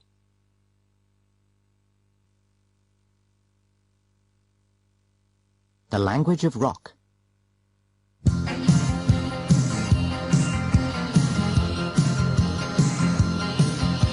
Everybody tells me rock and roll is dead.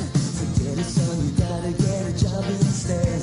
But I'm gonna turn on my radio. Give me my rock and roll shoes.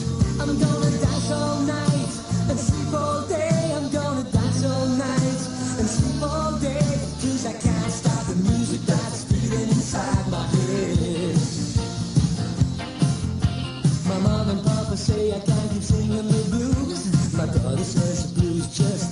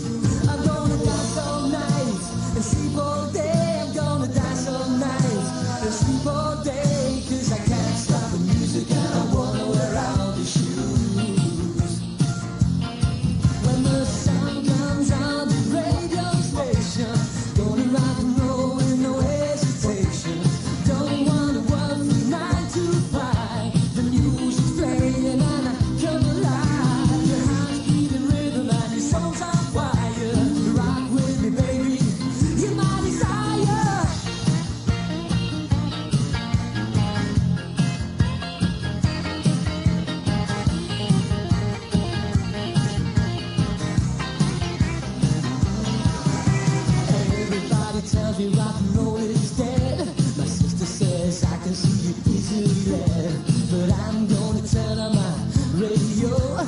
Give me my rock and roll shoes. I'm gonna dance all night and sleep all day. I'm gonna dance all night and sleep all day. 'Cause I can't stop the music that's beating inside my head. No, I can't stop the music that's beating inside my head. No, I can't stop the music that's beating inside my head. I'm gonna dance all night and sleep all day. I'm gonna dance all night and sleep all day. 'Cause I can't stop the music that's beating inside my head. I'm gonna dance all night and sleep all day. I'm gonna dance all night and sleep all day. 'Cause I can't stop the music that's beating inside my head.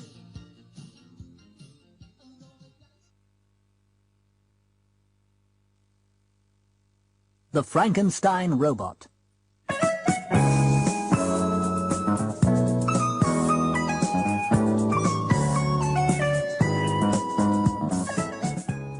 This week, Film Horizons has an action-packed bill for you. We're going to see extracts from Lucas Simon's latest film, Interplanetary Patrol, and from the new Clive Westwood production, Gunfire at Dusk. Our nostalgia section looks at horror films of the 1930s, but let's waste no time. We're beginning with an interview with Lucas Simon, whose Interplanetary Patrol goes on general release this week. I spoke to him earlier today at Heathrow Airport. Here we are at London's Heathrow Airport, where Lucas Simon has just landed from Los Angeles. Excuse me, Mr. Simon. Where's that car? I've got to be at a meeting by 4 o'clock. Could you let us have a few words, Mr. Simon? Yeah, get the hell out of my way. I'm Jason Phillips from the BBC. We're recording for Film Horizons, and Hell! Why didn't you say so before? I'd just like to say, I love your cute little country, and I'm very pleased to be here. Isn't that right, Jake? Jason. That's right. Could you tell us about your new film? Sure. It's being produced right here in England, as you know. Is it going to be another space movie? I feel it's time for a new direction. Interplanetary Patrol was my last space adventure. The new one will be called The Frankenstein Robot. The Frankenstein Robot? That's it. It's set in the 26th century, when this scientist, who happens to be the great-great-great-grandson of Dr. Frankenstein, well, he decides that the robots are being sold at too high a price. You see, the whole civilization depends on robots. Anyway, he reckons he can make a robot much cheaper by using bits of dead bodies instead of silicon chips and computers and that kind of thing, right? I thought you said it wasn't going to be a space movie. That's right. It's not a space movie, but it is science fiction. What about the director? There have been reports of a row between you and Charles Olson. No comment. I'll just say it was going to be directed by Charles Orson, but now it'll be directed by one of America's best up-and-coming directors, Trevor Inchilstone. Trevor Inchilstone? I've never heard of him. He's my son-in-law. A truly great director. What about the cast? It's been reported here that the leading role will be played by Steve Newman. That was true. It certainly was. Last week. Now we're hoping the part will be played by Louis London. Louis London? Isn't he your brother-in-law? Right. Did you see him in Dracula Meets King Kong? A truly moving performance. Ah, yes. Didn't he play Count Dracula? No, son. He played King Kong. Oh, I'm sorry. What about the female lead? I know a lot of newspapers thought it would be acted by Kay Sparks. I thought so, too. Unfortunately, she was too busy. She's on holiday, so I think it'll be played by Moira Hammond. Isn't she your wife? She is. She is.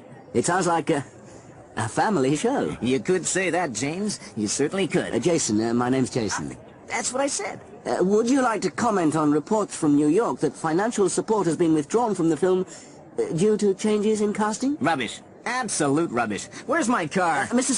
Simon. Well, that seems to be all from Heathrow Airport, so back to the studio.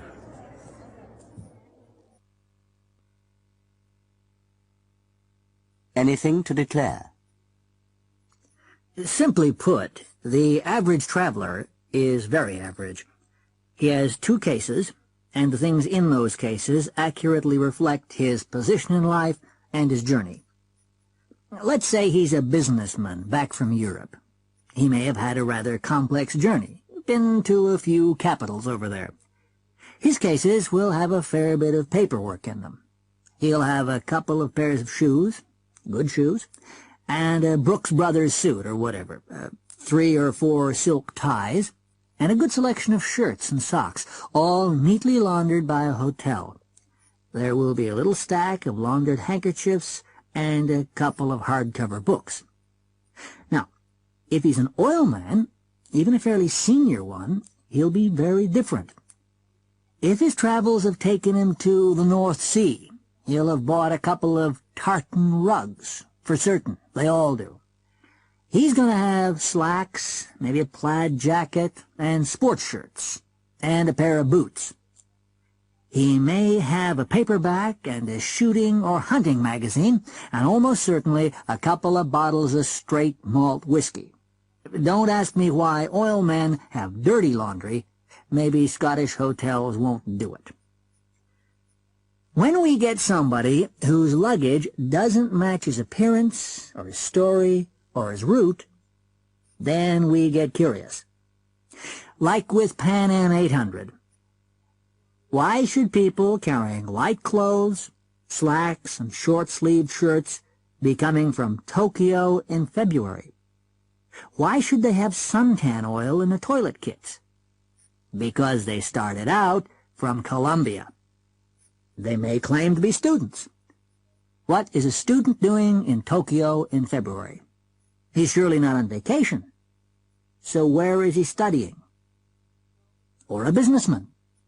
So how come he's not carrying lots of papers, commercial samples, sales aids?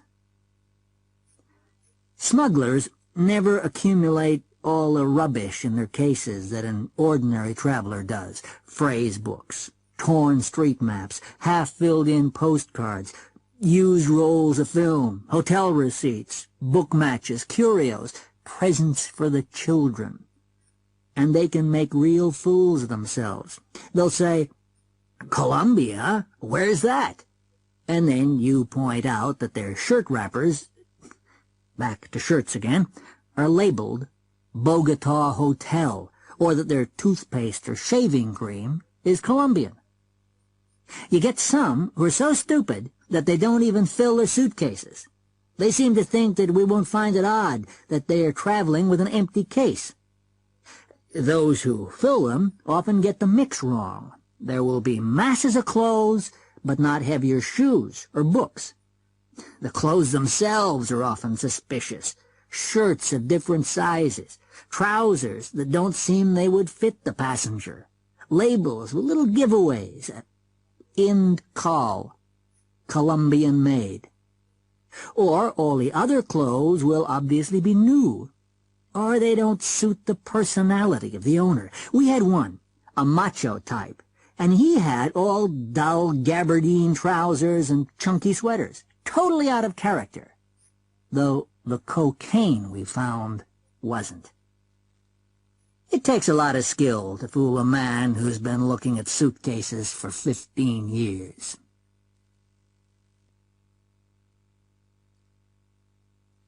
Door-to-door salesman.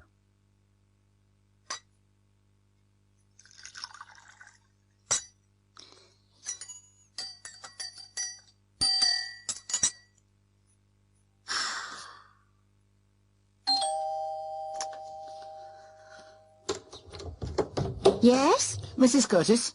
Yes? You don't know me. I'm an educational consultant. Oh. And I wonder if I could talk to you about your children's future. My children's future? Well, Could I come in for a moment? Well, I don't... Thank you. I won't take much of your time. I'm sure you're very busy. No, I was just making a cup of tea. That's very kind of you. I never say no to a cup of tea. Just one, sugar.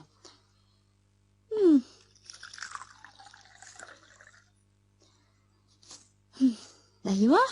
Oh, thank you. Is Mr. Curtis at home? No, I'm afraid he isn't. He's at work. He won't be home till late. And the children? They're at school, I suppose. Yes, that's right. Which school do they go to? Worlston Primary, just up the road. And how old are they? Gary's 8 and Julia's 10. How are Gary and Julia doing at school? All right. About average, I suppose. They seem to be very happy there. Only average, eh? Do you think they could do better? I don't think so. I'm sure they're doing their best. Anyway, we leave that up to the teachers. But I'm sure you want your children to do well, don't you, Mrs. Curtis? I mean, it's only natural to want the best for one's children, isn't it? I suppose Gary and Julia read a lot at home? Well, not a lot. They watch the telly a lot. And they bring books home from school. But that's not the same as having your own books at home, is it? Research has shown that children who read lots of books at home do better at school, you know. Reading's very important. I'm sure it is. We sometimes buy them books for Christmas. Yes, but what kind of books? Let me show you this. Just look at that for a moment and tell me what you think of it. It's beautiful. The pictures are lovely. And it's not just the pictures, Mrs. Curtis. All human knowledge is there. Everything your children might want to know on every subject under the sun. All in this book? No. Now, that's just one volume. There are 40 volumes. It took over 20 years to produce it. It must be very expensive. Well, they are, usually. But this month, I'm in a position to offer very generous terms. Just for this month, I can give a 20% discount. Those books will never be so cheap again. Well, I don't know. I'm sure we can't afford it. Things are a bit difficult at the moment. But these books are an investment in your children's future. You can't really put a price on that, can you, Mrs. Curtis? No, I suppose not. I don't know, I mean, you want your children to do well, don't you? Yes, but we haven't got that kind of money, you see. Not many people have these days, Mrs. Curtis. But I can make payment very easy for you. You just pay a small deposit and then a small payment every month. That's how other parents pay. Oh, I see. And the terms are very reasonable, I can assure you. Well, I just don't know. The books are very nice, I'm sure, and the kids would love them. But I usually let my husband deal with... Yes, I understand that, Mrs. Curtis, and I would never dream of asking you to commit yourself finally. You just sign this form, we send you the books, and if you change your mind, you can always send them back. Well, I don't know what to do. I really don't. You wouldn't regret it, you know. I can give my word. An offer like this will never come along again. And I know the price is going up at the end of the month. All right. Where do I sign? Just there, Mrs. Curtis. That's right. It's the best investment you've ever made.